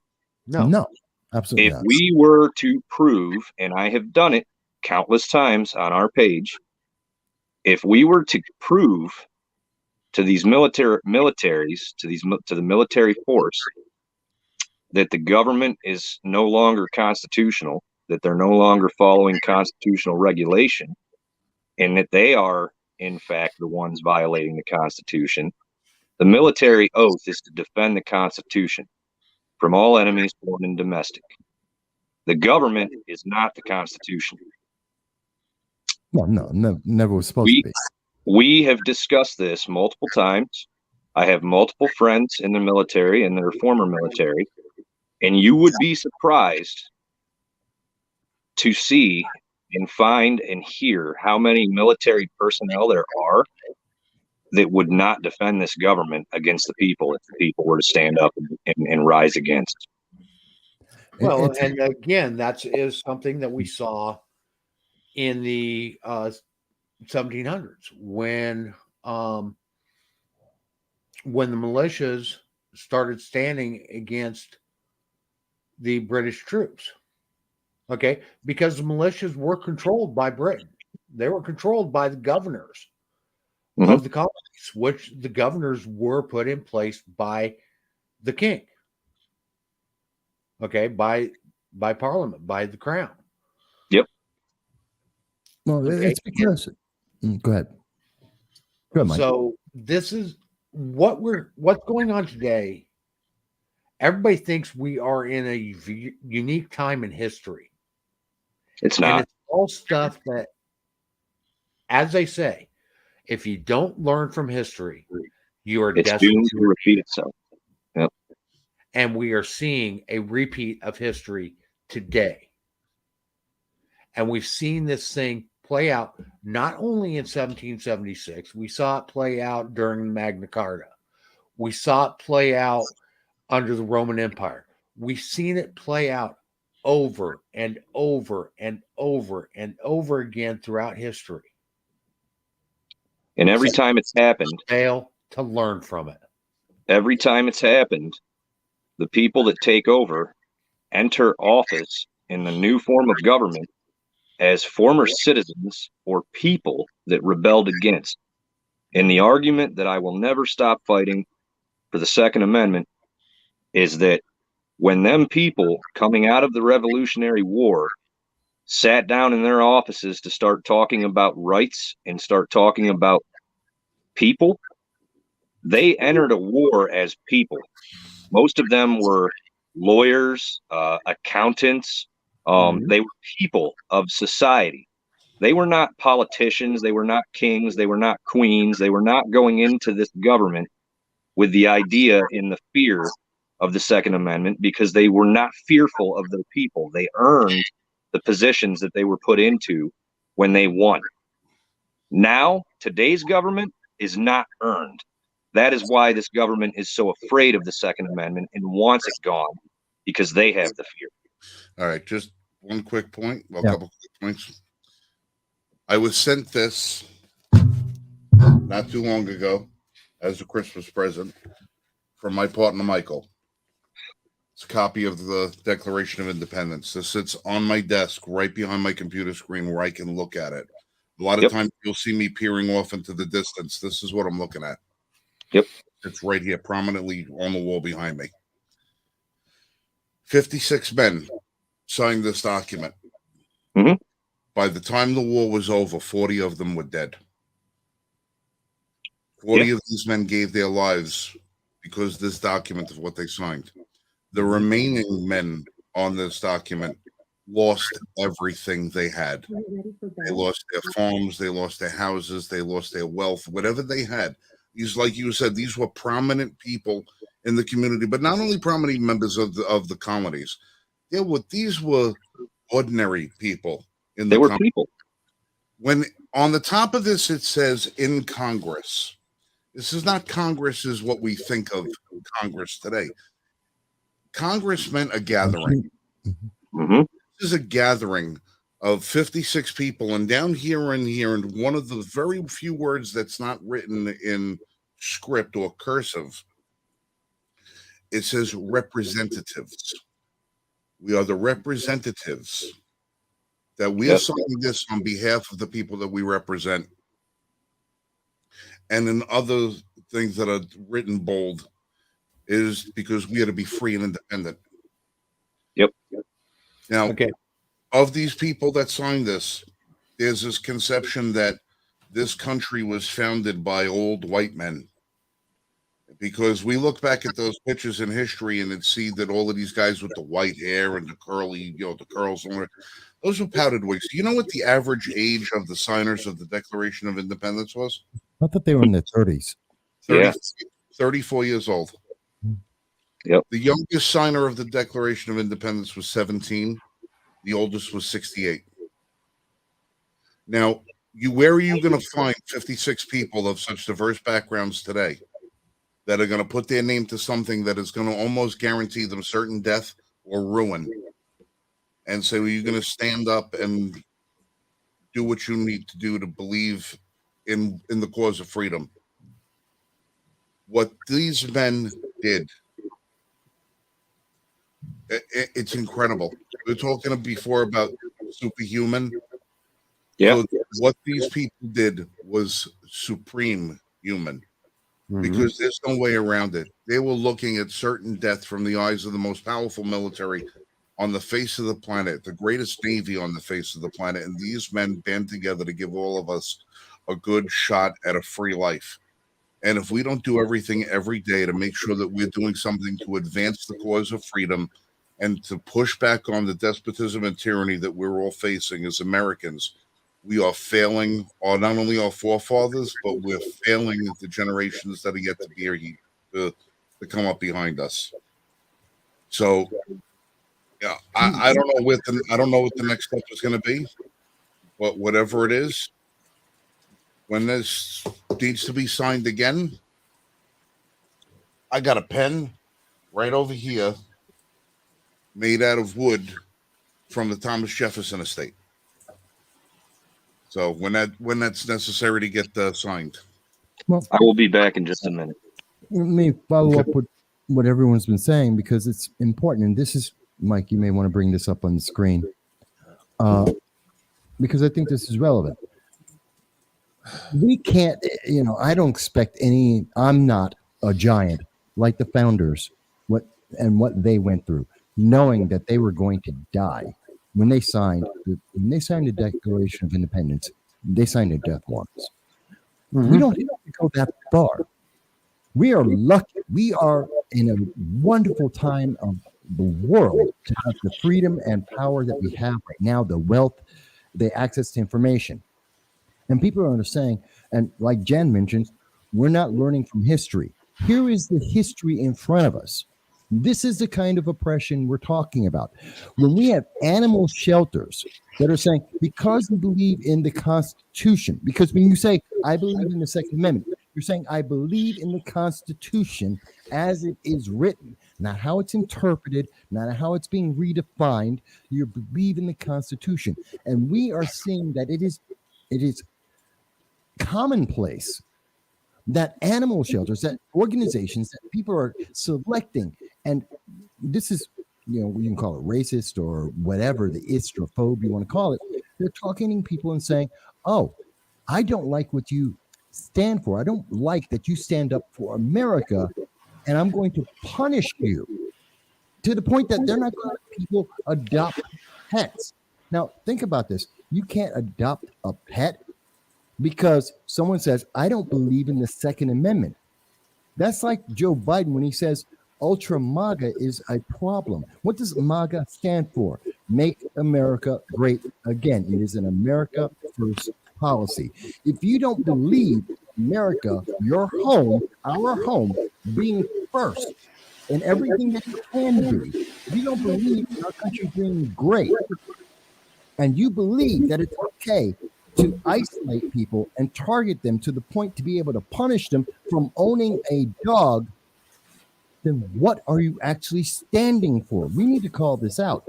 And that's why the Second Amendment is so important, because it is part of America being great. It is part of America and Americans being free. And this is in fact us losing our freedom. When someone can say, you can't have, if they say you can't have a dog, what else will they take away from you? What else are they willing to stop you from being able to have your life, liberty, in the pursuit of happiness? And then they'll turn around and they'll tell you, well, this is a private organization and they can do what they want. But on the same token, they'll turn around and say, well, when a private institution wants to donate to a conservative cause, it's some sort of SEC violation. Yes. And they'll Now, also say, go ahead. I just want to, Jan, we don't learn. You say that we don't learn from history because they erase history. No, we don't learn from history because we refuse. We are lazy. As a society, we are lazy. We don't learn from history because we refuse to actually learn history. We refuse to do the research. The history's there. The knowledge is there. In fact, it's never been more available at any other time in our history. Okay, it's not being erased. I think what he's referring to is something I was going to say earlier and I forgot. They're not erasing the history. They can't erase the history. They remove it from the schools. They don't teach it. It no longer is a topic of teaching in schools. So what happens is what everybody refers to as indoctrination, which has happened repeatedly throughout history. And again, that's common with all government. Well, history classes now, if you went to a grade school now and sat into the first history class, you would think that history didn't exist before 1865. Mm-hmm. Yeah, that's when they start. They eliminate everything from 1865 earlier, unless it paints America in a very bad light. Then that gets highlighted for the whole month, and then after that, it's like, oh, and here we go. Now everything is rosy again, and the guy over here who's telling you don't have the right to defend yourself, his party's the greatest thing. Listen, guys, I gotta run. I'm hearing noise from downstairs. We just put the puppy in a bigger kennel, and I think the kennel is now bouncing across the living room floor. So I gotta go out there and take care of that. And I also just realized that my coworkers and I went to a place called Top Golf today to play a round of golf something. I don't know what the hell it was. I just realized I dislocated my shoulder. That's not good. Because I went to pick something up and I realized that I was able to reach something on the floor that I'm not normally used to being able to reach. And I realized that my fingers were about 2 inches closer to the floor than they used to. And I looked at my shoulder and said, I think that's dislocated. So I got to go put my shoulder back in place. So I got shooting to do tomorrow. But Zach, Mike, Jen, everybody else who joined us on the channel, I thank you. I appreciate you guys. I love you. Be safe, shoot straight, and we'll catch you on the next time. You guys have a great night, Frank. Thanks. Everybody pay attention to these guys. They know more shit than I do. Love you. Love you. Jan, please don't think I'm picking on you. Okay. No, I'm not either. I'm not either. Because I'm honestly not. We are here to educate people. And there's a lot of misconceptions being spread. And I don't care which side of the aisle you're on. It's being spread rampantly. And one of the big reasons why it's being spread so rampantly is to keep us divided. Yeah. And distracted. Well, that's why we started the show telling you what are the bill numbers, what is and how to find the bill, and to be able to read what it is. And why there's been several examples of it throughout this whole thing. Because when we don't do these things, because they've told us, you're comfortable, don't worry, we've got it taken care of. Even as the media lies to us about information that is absolute fact. When we listen to Joe Biden come out and say, oh, when the Second Amendment was created, you couldn't own a cannon, which is absolutely a lie. And then today, you can own a cannon. I showed you the ATF. You can own a machine gun. 700,000 people own them today. You can own anything. Yeah. And this is, but yet we're hearing from Joe Biden in the news media that, oh, you can't own that. Yes, you can. And we do. And we always have. That's why we're saying these things, because no one's telling kids today, oh, yeah, you can own a machine gun. You can own a tank. You can. We always you can own a fighter jet. Yeah. I have a personal friend that if you guys were to Google him, I haven't seen him in years. I'd have to look up his name again. You guys remember Frank or Jesse James from that TV show years ago? Yeah. Well, I was actually renting a house from a guy that got invited to be a guest appearance on his show, where they would build these cars, and if the cars didn't do what they were supposed to, they would destroy them with these like crazy things. Yeah. Well, my landlord was invited because he was one of 17 people that were actually people and not an organization or a museum in the United States to own a World War II era flamethrower. Oh, yeah. They wanted to use a World War II era flamethrower to destroy a car on his TV show, and my landlord got invited to go do it. Well, I found out after the fact that my landlord owns a very large arsenal of military stuff. Machine guns, 2 tanks, a fighter jet, 4 functioning helicopters, including an Apache, all kinds of guns, all kinds of grenades, all kinds of rocket launchers and rockets. You can own anything that is available to the military. Absolutely. There are permits that you are required to get and licenses that you're required to maintain, but any citizen can own anything in this country. Now, the permit and the licenses, I argue all the time that that's unconstitutional. If I want to go out and buy a fucking tank, I'd have the right to. Right. But the regulations are there, but it does not stop anybody from purchasing it.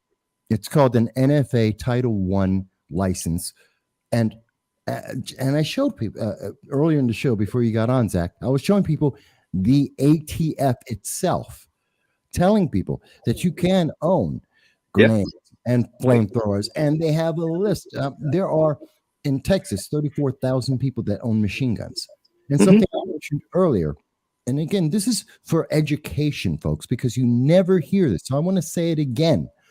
They keep telling you, you can't.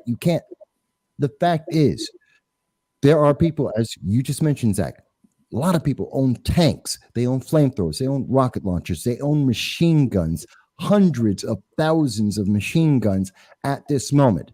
And they tell you that these things are, they're too deadly for you to own. When was the last time in the news, or even by word of mouth, that you ever heard anyone using a tank, a flamethrower, a rocket launcher, machine gun to commit a crime?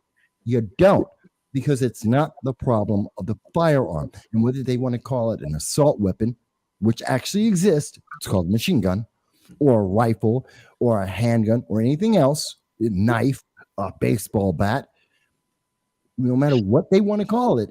The fact is, it's not the tool, it's the person who says, oh, the only choice I have is to go out and kill innocent people. If we don't resolve that, we will never resolve the underlying problem, mass shootings. And the crime isn't coming because someone found a knife, or they found, which is 4 times as many people killed by knives than by rifles every year for the last 40 years, according to the FBI. No, it's because someone had a criminal or deranged intent. We have to get that through our minds and stop giving these politicians the freedom to destroy our rights and make us defenseless. That's important. That's why I really wish people would research other countries. I really wish people would actually take into consideration and look into what's happened in countries where full-on disarming of the civilization of the populace has happened. 2018, New York Times talking about, there was a report from the New York Times, 2018, Venezuela killed 5,200 and I believe 83 of its own people because it disarmed them the year before. Well, I'm not just talking about like government doing it. I'm talking about China right now. If you take the time to find actual Chinese mainstream media, if you go and watch the Chinese news and turn on the little translator with the subtitles, there is mass stabbings, bombings, arsons, almost more frequently than there are in the United States. Yeah. Since they have banned guns, it has not deterred criminals or crime at all. In fact, the mass murders are now more gruesome and more disturbing because now you have men walking into a school with a fucking kitchen knife slaughtering 30 kids. Yeah. I'm not trying to be an asshole to say this. I'm not trying to be deranged or sick or piss anybody off. But I would much rather die by getting shot than stabbed 7 times by some guy with a kitchen knife. Yeah. I mean, England's to the point now where they are literally in the process of trying to enact knife bans. Have been for I read that the other day. A couple of years they've been doing it. They have restrictions on hunting knives, bans on knives, pocket knives.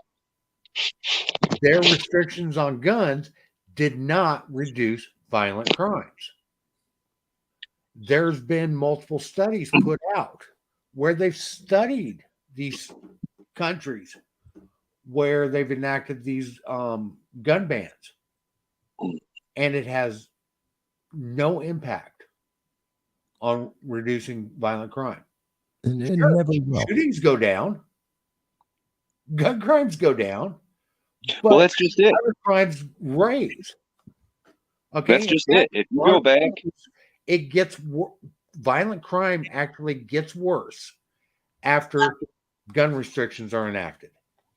If you go back to the what year was it? 1994. The gun ban, yes, 1994. The assault weapons bans. Yeah. All right. We just had this argument on the page today with the guy that was in the channel. No, it wasn't him. Sorry, my bad.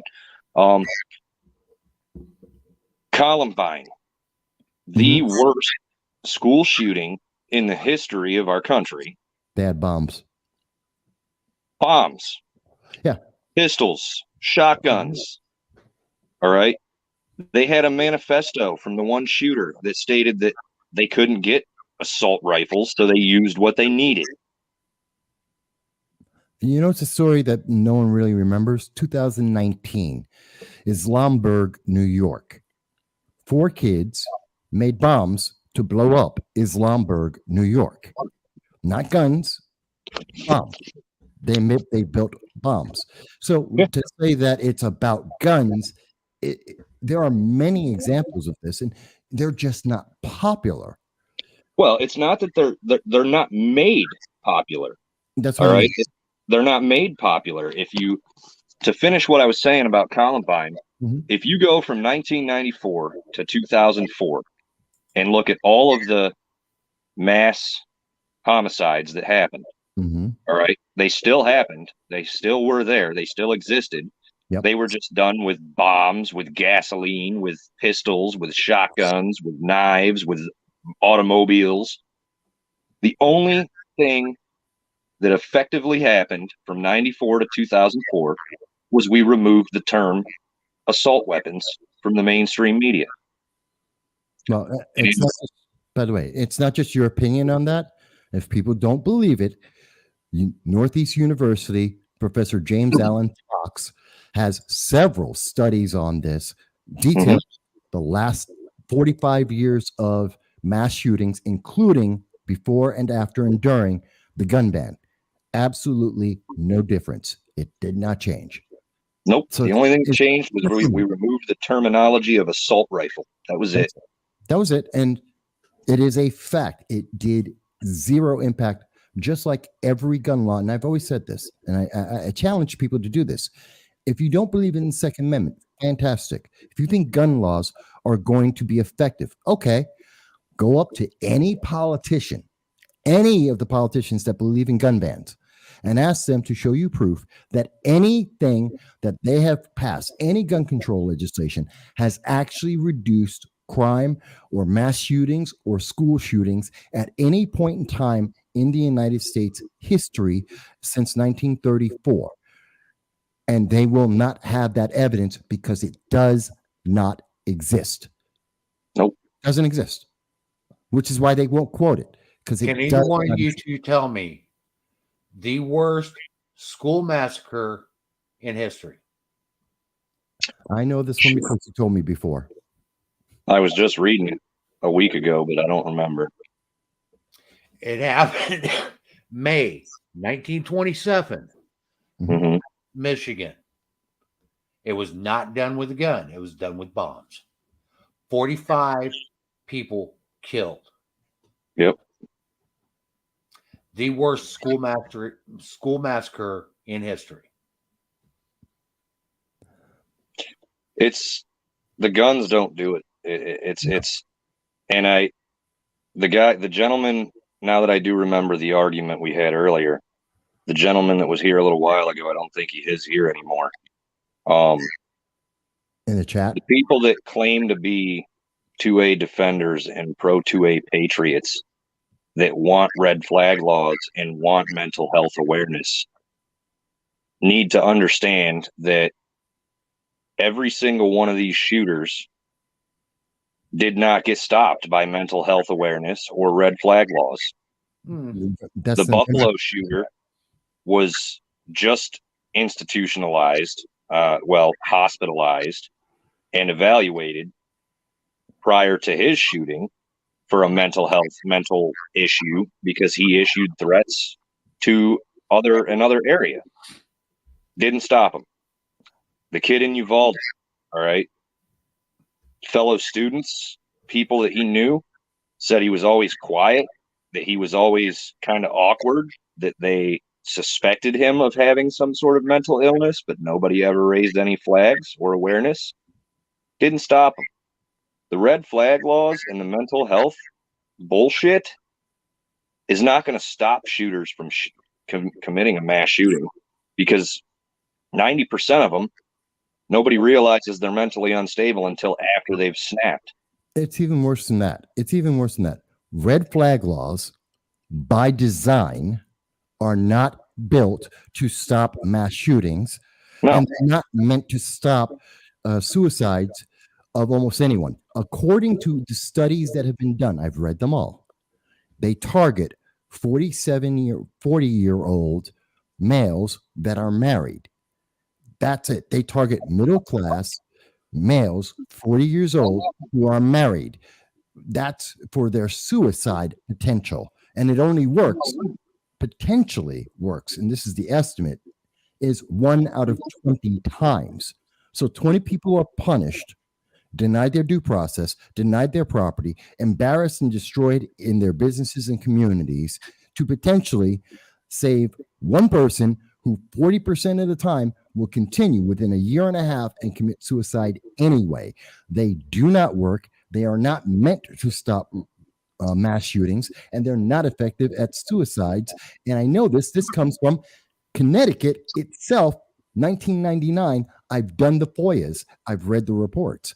So it's nothing you're saying is conjecture. This is fact. Well, Jan just said something. Go ahead. I'm really, really curious because everybody that's elected to office, everybody that serves in a public office of whatever sort, whether it be in law enforcement, whether it be county commissioners, whether it be town council members, whatever, they all take an oath to support and defend the Constitution. Yes. And I've been, ever since I started hearing about red flag laws, I've been trying to figure out how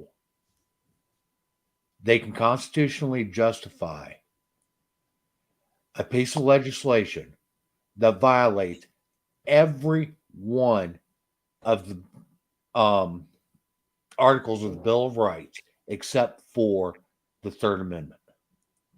It violates the First Amendment, Second Amendment, Third Amendment, First Amendment, Second Amendment, Fourth, Fifth, Sixth, Seventh, Eighth, 14th Amendments of the Constitution. Yeah. Now they're trying to enact legislation at the federal level.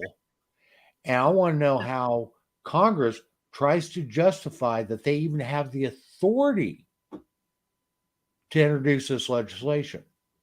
The same way they had the authority. The same way they had the authority. All right. Go back to the original ban of quote unquote machine guns. Yeah, NFA, National Firearms Act. People wanted the ban of the machine guns. If you ask any politician why we banned machine guns that actually knows anything about history, the argument is the people wanted the machine guns banned, the military weapons banned, because during the 1920s, during the 1930s, the Al Capones and all the people running around with the Tommy guns, lighting up the police in the streets, the people were fear-mongered into supporting the legislation that led to the ban of machine guns to the general public. And we're in the same scenario now where we are fear-mongering most of society into wanting to stand behind the bans of assault-style firearms and weaponry. Congress, politicians, anybody that's in office would never think twice about introducing any of this type of legislation if they didn't have all of the support of all of these people, because it would never go anywhere. And they do this through fear-mongering. Oh, they definitely do. Okay, and every time our Constitution's been violated throughout history, it has been under the premise of fear. Mm-hmm. Exactly. Every time.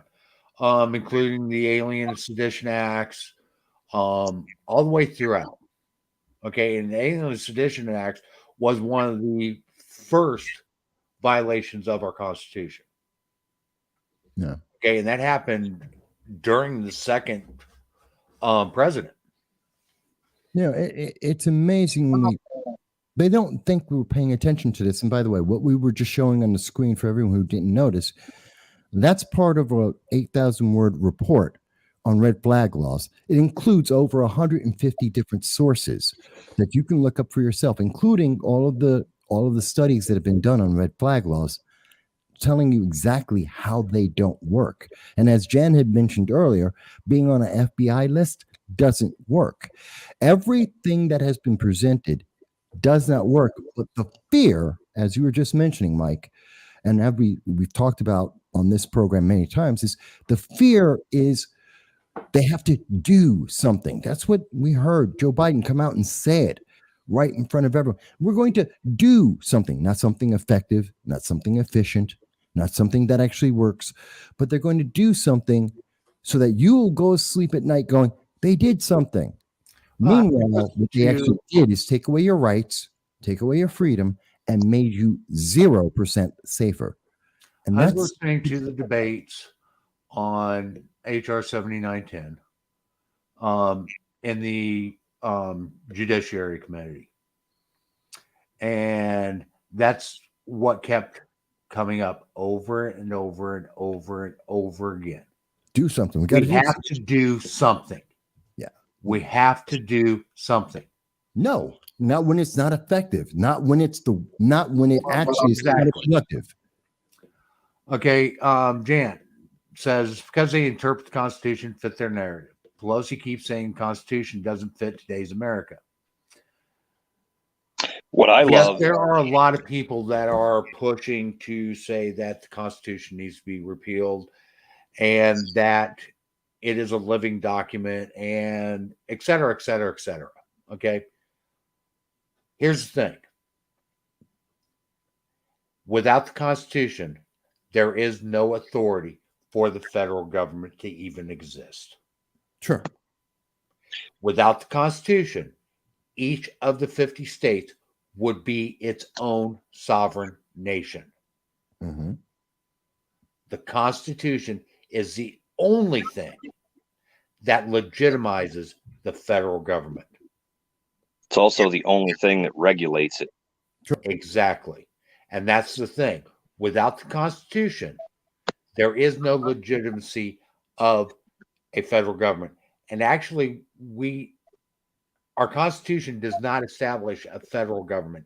It establishes a national government. That's another thing that we get wrong in saying that this is a federal government, because it's not. It's a national government. Okay. The federal government. There's some federalist aspects of our Constitution, but it is not a federalist Constitution. It is a national Constitution or a general Constitution. Yeah. The federal government needs to remove one absolute to become absolute. And that's something that I've been saying for a little while. After hearing Joe Biden and hearing Nancy Pelosi and Schumer make statements that nothing in the Constitution is absolute. That is a lie. That is wrong. Because if the Constitution was not absolute, then the government would not exist. Nothing would regulate the government or stop the government from being absolute. They would have full control, full totalitarianism, and there would be nothing to protect us from them. Absolutely. So if people would open their eyes and see, absolute goes two ways in the eyes of the Democratic Party. You got to remove absolute to become absolute.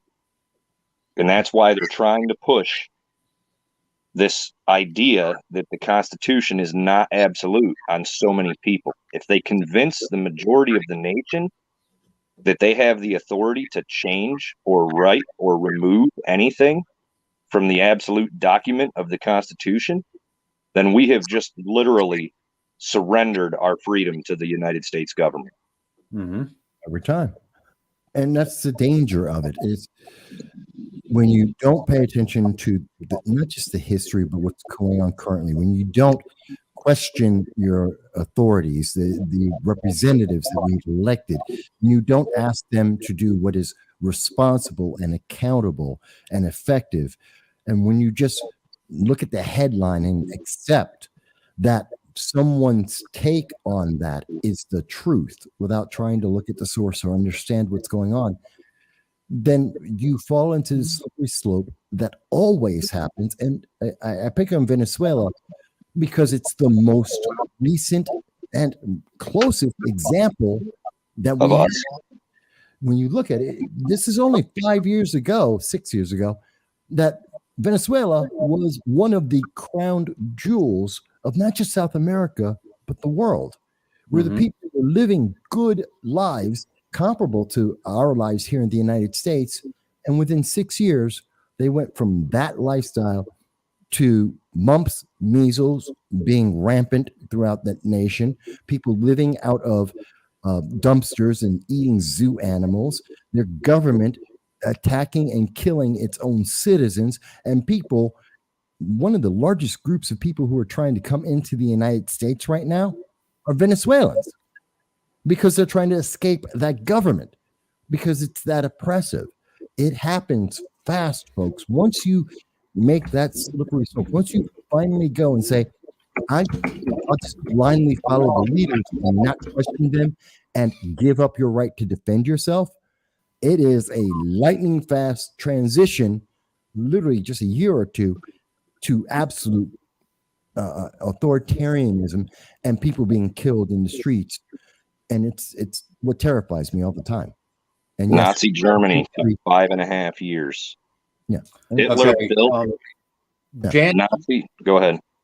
Jan's bringing up some comments about amendments.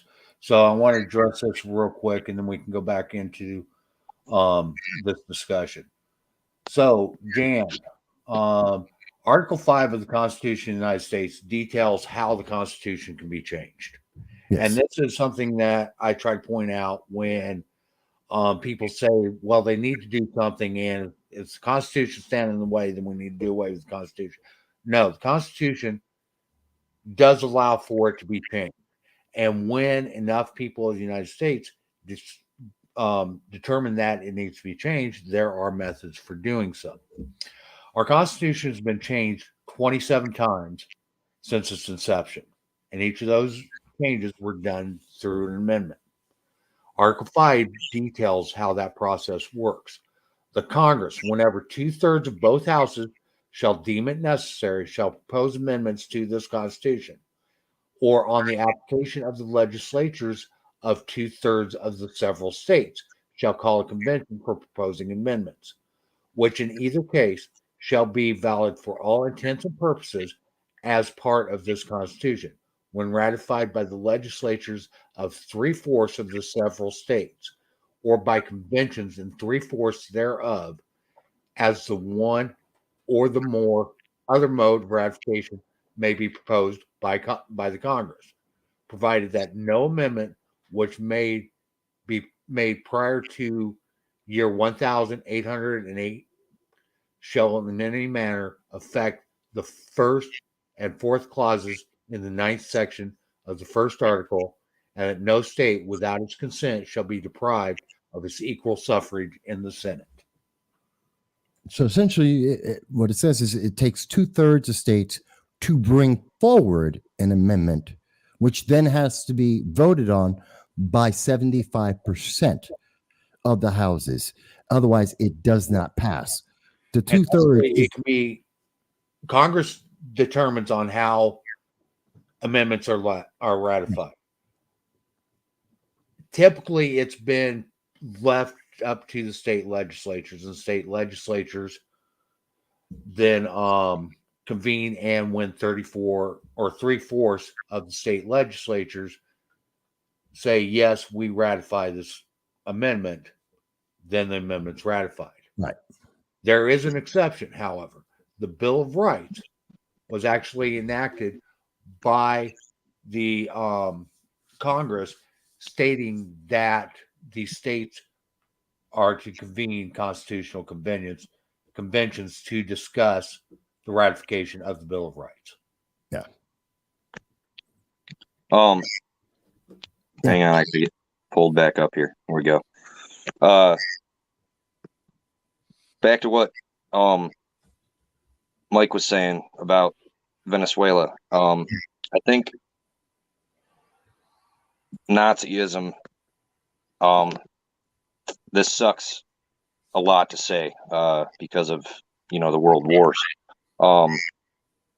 The closest thing, and I mean per timeline, per the way it's going, the closest example that we have in history of what's happening right now is Nazi Germany. In terms Right, you of got fascist Italy, which was same time frame. Okay, Um, and actually, believe it or not, the United States was pushing a lot of fascism around that same time frame. yes. well, and so when we started, all right, when our government was founded, um, as we proceeded, we started with we there's always been a hint of socialism in our democracy. Aspects Mhm. of it. All right, we utilize a welfare system. All right, we utilize retirement systems. That's later. These are all small parts of a socialist society. Mhm. All Those right, started up till the Progressive Era, which right. was started roughly about the 1890s. But I watched an interview a week ago that I shared on National Firearms Coalition's page that I've never seen before. And when I watched her interview, it actually scared me because everything that she says, I see going on right now in our modern day society in the United States of America. She was from Austria, I think. Mhm. Kitty Worthman, the Uh, Holocaust survivor. Mhm. And she describes from start to end her country being absorbed by the socialist ways of Hitler and Nazism. the And fascist. she said in the beginning of her interview um, that people need to be scared because these people don't just come out of nowhere. They start as elected officials that make all these promises that seem like great guys, politicians. And this, she gave her interview under, I think, the Obama administration. Um, and she makes references to how, they elected this guy and this guy was so great. And over time, he gave out free radios. He was encouraging this, he was encouraging that. And then they started, population control and they were having all this. And it's fucking scary. Like Well, if you take 45 minutes, I'm sure you guys have seen it and you've talked to Holocaust survivors and you've seen lots of Holocaust survivor testimonies. I've never seen hers, and hers is the most nerve-wracking one I've ever listened to because she describes the entire 5.5 years leading up to what we know of history. right, but this isn't new. Fascism wasn't a new idea. It was a more effective and faster process to get to the same goal, which is more of a dictatorship at the end. Right. So it's not new.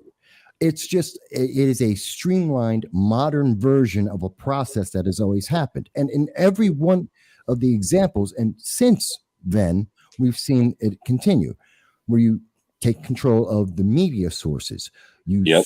changing the stories slowly but steadily, changing the stories, both one rewriting the past stories to give it a new viewpoint, but also creating enemies of the state so that you have someone to demonize, that you have someone to attack, to put people who are with us, the good people, against those bad people. You start electing people who agree with that. We're doing the right thing, they're doing the bad thing. And you start to get a groundswell of that, both on the popular level of the population, but also in the legislative branches of the government to be able to pass laws slowly but steadily, whittling away any restrictions on them and demonizing certain groups. And it's always meant that you always have to have this opposition group to demonize, to attack, because they're the problem. So I'm taking care of you, I'm helping you, I'm protecting you. We have to fight these guys because they don't agree and they're going to harm you. And so that allows us to pass more and more laws that are more and more restrictive. We get the population to agree with things like not giving people puppies because you don't agree with the right idea. You're a bad person because you don't watch this movie, or you don't agree with my ideology. And that builds. And then they keep building that until they get to a critical mass where they have enough people who are agreeing that they take over as a wave. Once that happens, you then go into the next phase, which can either be more of a fascist or socialist point of view, leading to communism, but they all lead to the same point, which is usually a dictatorship, but definitely an authoritarian government that then oppresses everyone, including its own supporters, which we have seen in Russia, we've seen in China, we've seen in North Korea, Cuba, and again, going to Venezuela. It's all the same process, but the one that is probably best known, best studied, and is kind of the model in which the modern process happens is, of course, the fascism of Italy and Germany. In fact, Italy created the modern version. Germany adapted and improved it, and that's why everyone uses it, because it's effective. It works. And that's the terror of it, is it's so effective. It's being done not just in the United States. Canada, you can't say certain words. England, you can't say certain words. Australia, you can't say certain words. It's happening globally. Yeah. Yeah. Okay. And the biggest pushers for that is the UN, Mm-hmm. The World Economic Forum, Mm-hmm. Davos. I mean, actually, Klaus Schwab was a huge studier of the rise of Nazi Germany and fascism. Okay, he was actually a Jew and lied and became a Nazi as a Jew. And now he's doing the same thing and promoting the same ideology that was promoted under Nazi Germany. Yeah, it scares me. Like it should. I learned a lot in history class, and I was actually before I move forward with this, if Jan is still watching, he made a comment earlier about the it doesn't matter if you're on an FBI list. Yeah. So we're actually partnered with two different FFLs right now. Two different people that own gun shops that are in our administrative team for NFC. One is in South Carolina, one is in New Hampshire. All right. 2 times today, NICS almost failed. All right. Both people that own gun shops in my organization told me today on 2 separate occasions in private message, not our group chat, so this was not orchestrated, that they had people wanted by the feds come into their gun shops and try to buy guns. The first one caught them right after the transaction was made. They got a phone call. Hey, this person's on the FBI's wanted list. Don't let him leave. And police showed up. The other one didn't get caught until he was already an hour gone and down the road with the guns. On a Fed watch list, NICS did not catch it. Well, again, we're told that the background checks are going to make us safe, which we already have them, and they don't work. NICS is an example of this. Not only is it used as a political weapon against people to deny them their rights, but the problem is it's not enforced. In fact, there are about 11 to 15,000 people a year who are on the NICS system that never have anything enforced against them. And if anyone's wondering, well, what do you mean? It's always effective. This will always work. Okay, Hunter Biden violated NICS. He violated the federal code. He's not in jail. No. And this is verified. We know. We've seen the document. He was on the list, and I understand they're talking about it today. Here's the proof why it doesn't work. The moment he signed that document and it went into the system, He should have automatically been flagged and identified, and the gun shop should have got a call, just like you're mentioning happened today, that they should have immediately said, he can't walk out of here with a handgun or any firearm. He's violated that document. He's on the list, both as a sex offender, a drug addict, and a criminal who's been arrested. He's not supposed to be able to walk away with this. Right. It doesn't work, partially because we already have, it's like saying we need hate crimes. We already have the laws in place. We don't need more. We need to effectively use what is here and stop trying to whittle away more and more rights. It shouldn't be a hard concept to understand, I don't think. No, it's not. And I just wanted to say that because the one gun broker that we work with right now is very large. They're huge. They make custom firearms. They do all kinds of stuff. Cool. And to have that man tell me today that they had a guy leave their gun shop and then get a call an hour later regarding his NICS background check being declined after it came back good and they let him leave with a gun, that right there is enough to just make you really question, why? I mean, Hunter Biden's situation is enough for everybody in this country to look at NICS and realize that it's a faulty system and it does not work. If you lie on the application or you lie, I mean, when you walk in to buy a pistol in Pennsylvania, there's a check mark that you check whether or not you've ever been institutionalized for mental illness. If you don't check that box, they don't run your name through any type of medical history. They just run the NICS. And if nothing's ever been put on your NICS for any type of mental instability, which does not usually happen, it's a whole separate database, you can be a mentally deranged idiot, walk out of a shop with a pistol and an AR-15 because you just decided not to check mark that box. Well, even if you do check mark it, the problem is, and let's really think about our government for a second. Yep. It is inefficient at its best. At the best, we are inefficient. And so you're talking about multiple systems that are supposed to be, I'm going with the idea of the extended background checks.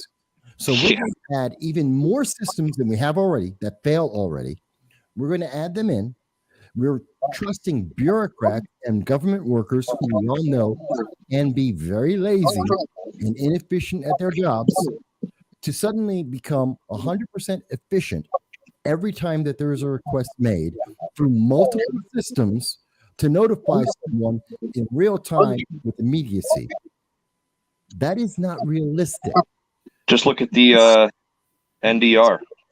Yeah, the system fails on a regular basis. Just look at the National Driver's Registry, and everybody can see a perfect example of how something does not work the way it's meant to work. Look at your how many people are wrongly put on no-fly lists? No-fly list. Look at also. I was put on a no-fly list.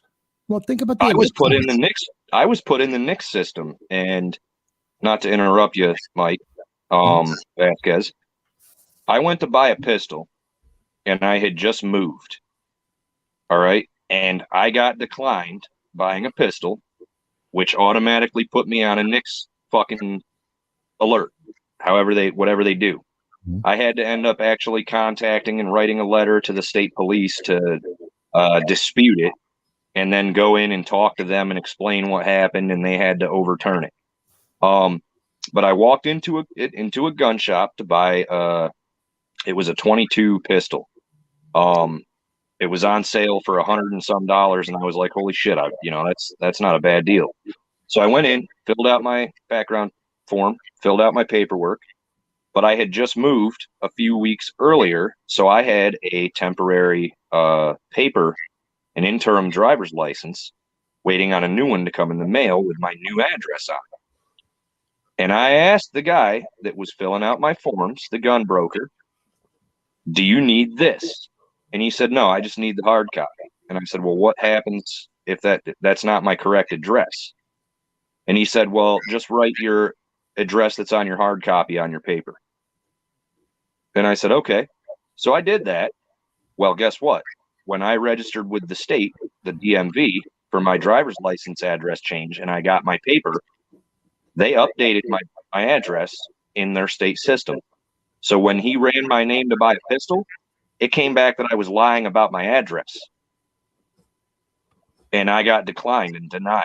And it was not my fault because I did what he advised me to do. It was his fault in not knowing that you can't do that. He was never had been in the situation. It was a younger kid, probably 22, 23 years old.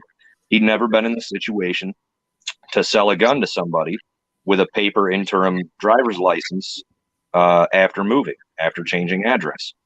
So he just did what he thought would get the sale done and get me out of the store, and it turned around and fucked me for almost 6 months. It took me 6 months to get that shit situated.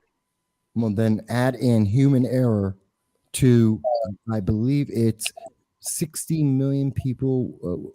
I believe it's 60 million people work for the United States government at some level of government. Mm-hmm. So that's 60 million human errors happening almost daily. Yeah. Well, It's ridiculous. It really is. And the NDR is the same exact way. I ended up having to pay.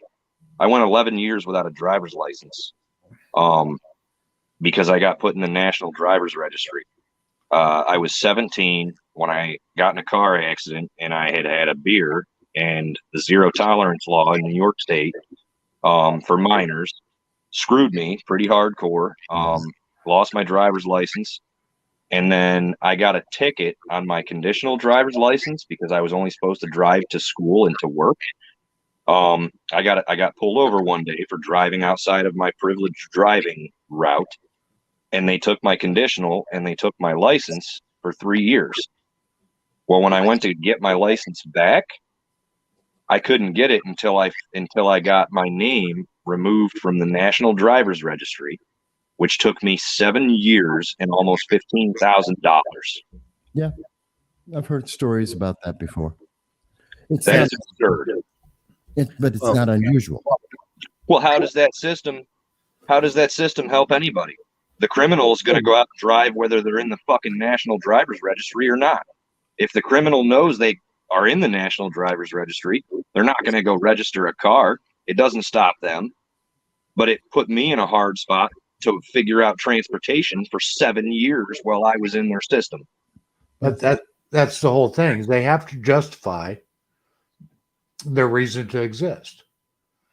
Our federal government right now has so many bureaucratic agencies and sub-agencies that it doesn't even know how many exist. Yeah, it's far too bureaucratic, and we have it built on top. And think about this: we've highlighted several of the problems with it. Remember what they're trying to pass in HR 7910, the Protect Our Kids Act. The federal government's going to use your tax dollars to pay to the state to create a red flag list to encourage. They're going to pay states to create a red flag law and then to fill that red flag list. They're paying them to put people. So in other words, if our state got, I don't know, $100 million for a red flag law, you pass the law, you lose $100 million. You won't get enough people on that list.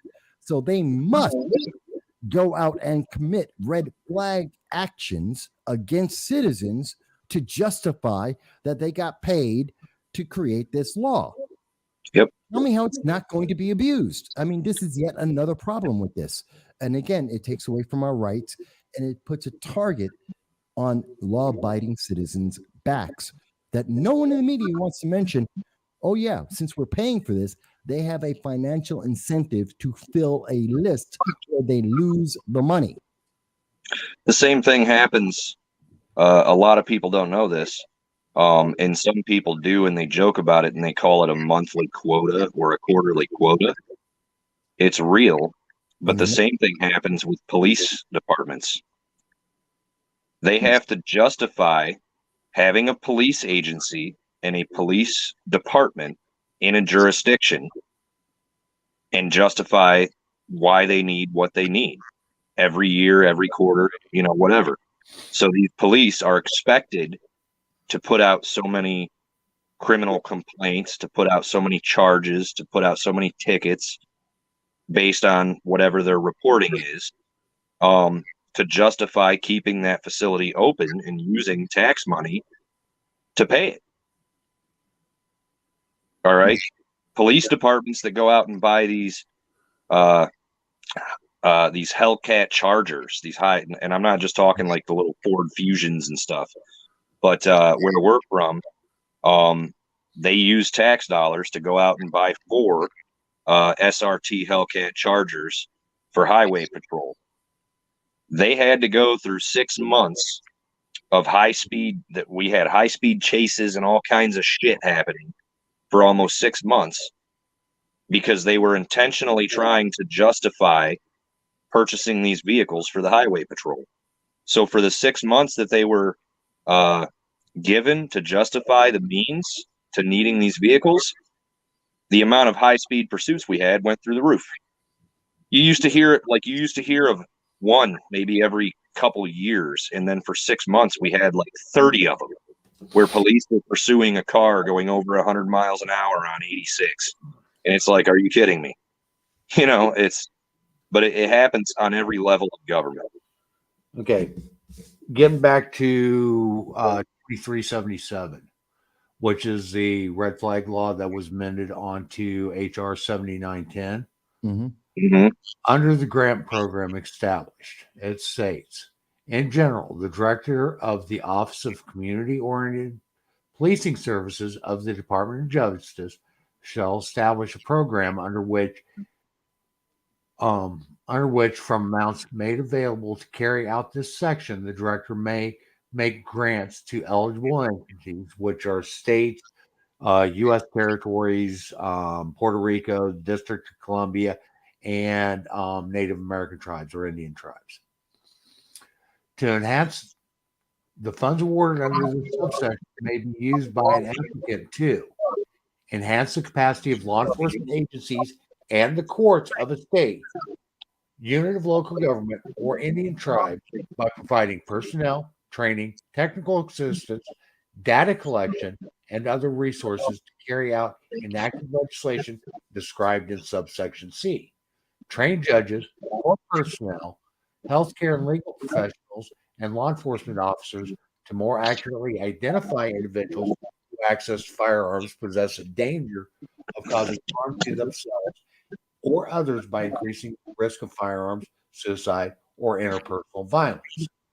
Develop and implement law enforcement and court protocols, forms, and orders so that law enforcement agencies and the courts may carry out provisions of the enacted legislation described in subsection C in a safe, equitable, and effective manner, including the removal and storage of firearms pursuant to extreme risk protection orders under the enacted legislation. Yeah. It essentially, and in simple layman terms, the government's going to pay for states to put forward a red flag law, and they want to see people on that list. They want people who have their rights denied, their due process eliminated, and they're paying for it. They're paying for people to be targeted. Tell me how they will not be abused. And then the federal government is going to train everybody as to what constitutes somebody being eligible to be red flagged. Yes. Okay. And this is where I have a lot of trouble with this. Okay. Because today it may be a mental health issue. Next week, it very well could be, well, he's a gun owner and he was out shooting. So we need red flag. Okay. It could be anything. The government has sole discretion on being able to determine. And the way it's written, at any time, that determination can be changed. Mm-hmm. And it's not changed through an act of Congress. It is changed by a change in the definition of the convening authority, which is going to be either the ATF, well, it's going to be the Department of Justice or some sub-agency under the Department of Justice. Almost always. Mr. Vasquez, you just screwed me. How so? I didn't know we had a private chat. I just went and messaged back in there, and when I went to back up, it closed out my browser. Oh, yeah, it's been there all this time, always. Well, I'm limited to my phone, so I don't I it's kind of frustrating for me because I can't sit here and like read articles and stuff because when I try to, it closes out the stream. Yeah, that's the problem with working on. We work with the limitations we have, but you know what? We build and we grow. And the biggest thing is, this is what happens when we're regular human beings. Trust me. Mm-hmm. When I started off 15 years ago, I was nowhere near this. Do you see the way the system looks? Yeah, that's 15 years of experience paying for $20,000 plus $40,000 worth of equipment, upgrades, and trial and error. You'll get. Well, you guys know, I haven't really gone public with it, but you guys, I've spoke to both of you individually about my situation. Yeah. I do own pretty much a supercomputer. It's a coding computer, and everything's all set up for streaming, green screen, all that photo video editing software. So once I get myself out of my situation and get set back up, we'll have, I'll actually have an actual podcast channel and everything set up. I do love that I can use the StreamYard on my phone because I didn't do that. As of yesterday, I learned that Facebook doesn't like us. I couldn't bring Frank or Mike Marshall onto our live stream. It wouldn't let me bring either of them on. And we have a lot of issues with Facebook right now, for obvious reasons. But anyways, I'm about to hop off here as well. I just wanted to get both of your guys' availability, be it tomorrow or Sunday. I have an opportunity to interview two different politicians. I don't want to name drop until we have them actually scheduled. But two different politicians that are higher profile, that have agreed to sit down. And when I say higher profile, I mean they're not people that are just now running for office. They're people that have been in politics for a while. Yeah. That are going to interview with us on NFC's page. And I would like to extend that to your guys' page as well. And maybe figure out a way to multi-stream it to both channels or share it to one. Do something. Get with me offline. I'm available all day tomorrow. Okay. Get with me offline, and we can get it set up, and I can set up the live stream through here and hit all of our channels. Yeah. Okay. Yeah. Just it's the one. Mr. Vasquez, you and I already spoke about. Is a pretty significant opportunity, and I feel like it's going to bring a lot of debate to the conversation. Which is always good. Because every time I even tag him or mention him, I get about 600 comments from people that do and don't like him. So seeing him on a live stream podcast that he has not done very often, which I'm very appreciative of getting the opportunity to do, is going to bring a lot of traction to our channels. So I'd like it to be a positive effect on both organizations, right? And all of us as individuals. So I'll probably not tonight because I'm about to go to bed. In the morning, I will send you some messages. Same. Maybe I'll just start a group chat that we can all get in so that we can kind of. We're going to have one for 30 minutes and one for an hour. Okay. but I'd like to make sure that we're not overlaying questions and stuff. So I'll get with you guys in the morning. We can open a group chat or something so that we can kind of be prepared and orchestrated, so that we're coming from different angles and different ideas. You know what I mean? Absolutely. Yeah, because I can set up, if I know enough ahead of time, I can set up branding and everything so that everybody's branded on it and so forth. So so we can get that set up.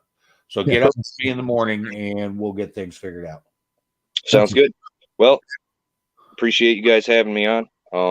Thank you very much. I did share it to a bunch of groups and our page, so I'm sure the view count will go up.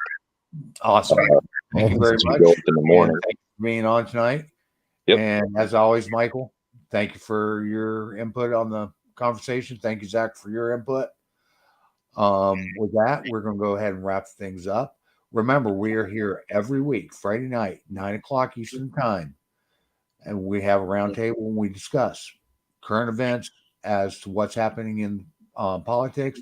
And we also try to educate as to how what we're facing today isn't necessarily new. It's stuff that we faced in our history. Okay. And we can take and learn from history and see how it's been handled in the past. Yep. So that I'm Mike Marshall. I'm with the Liberty First Foundation. You can find us at l1f.us. You can also follow us on Facebook, YouTube, Instagram, and see our channels on those. Okay. Stay safe, shoot straight, and we'll see you next week.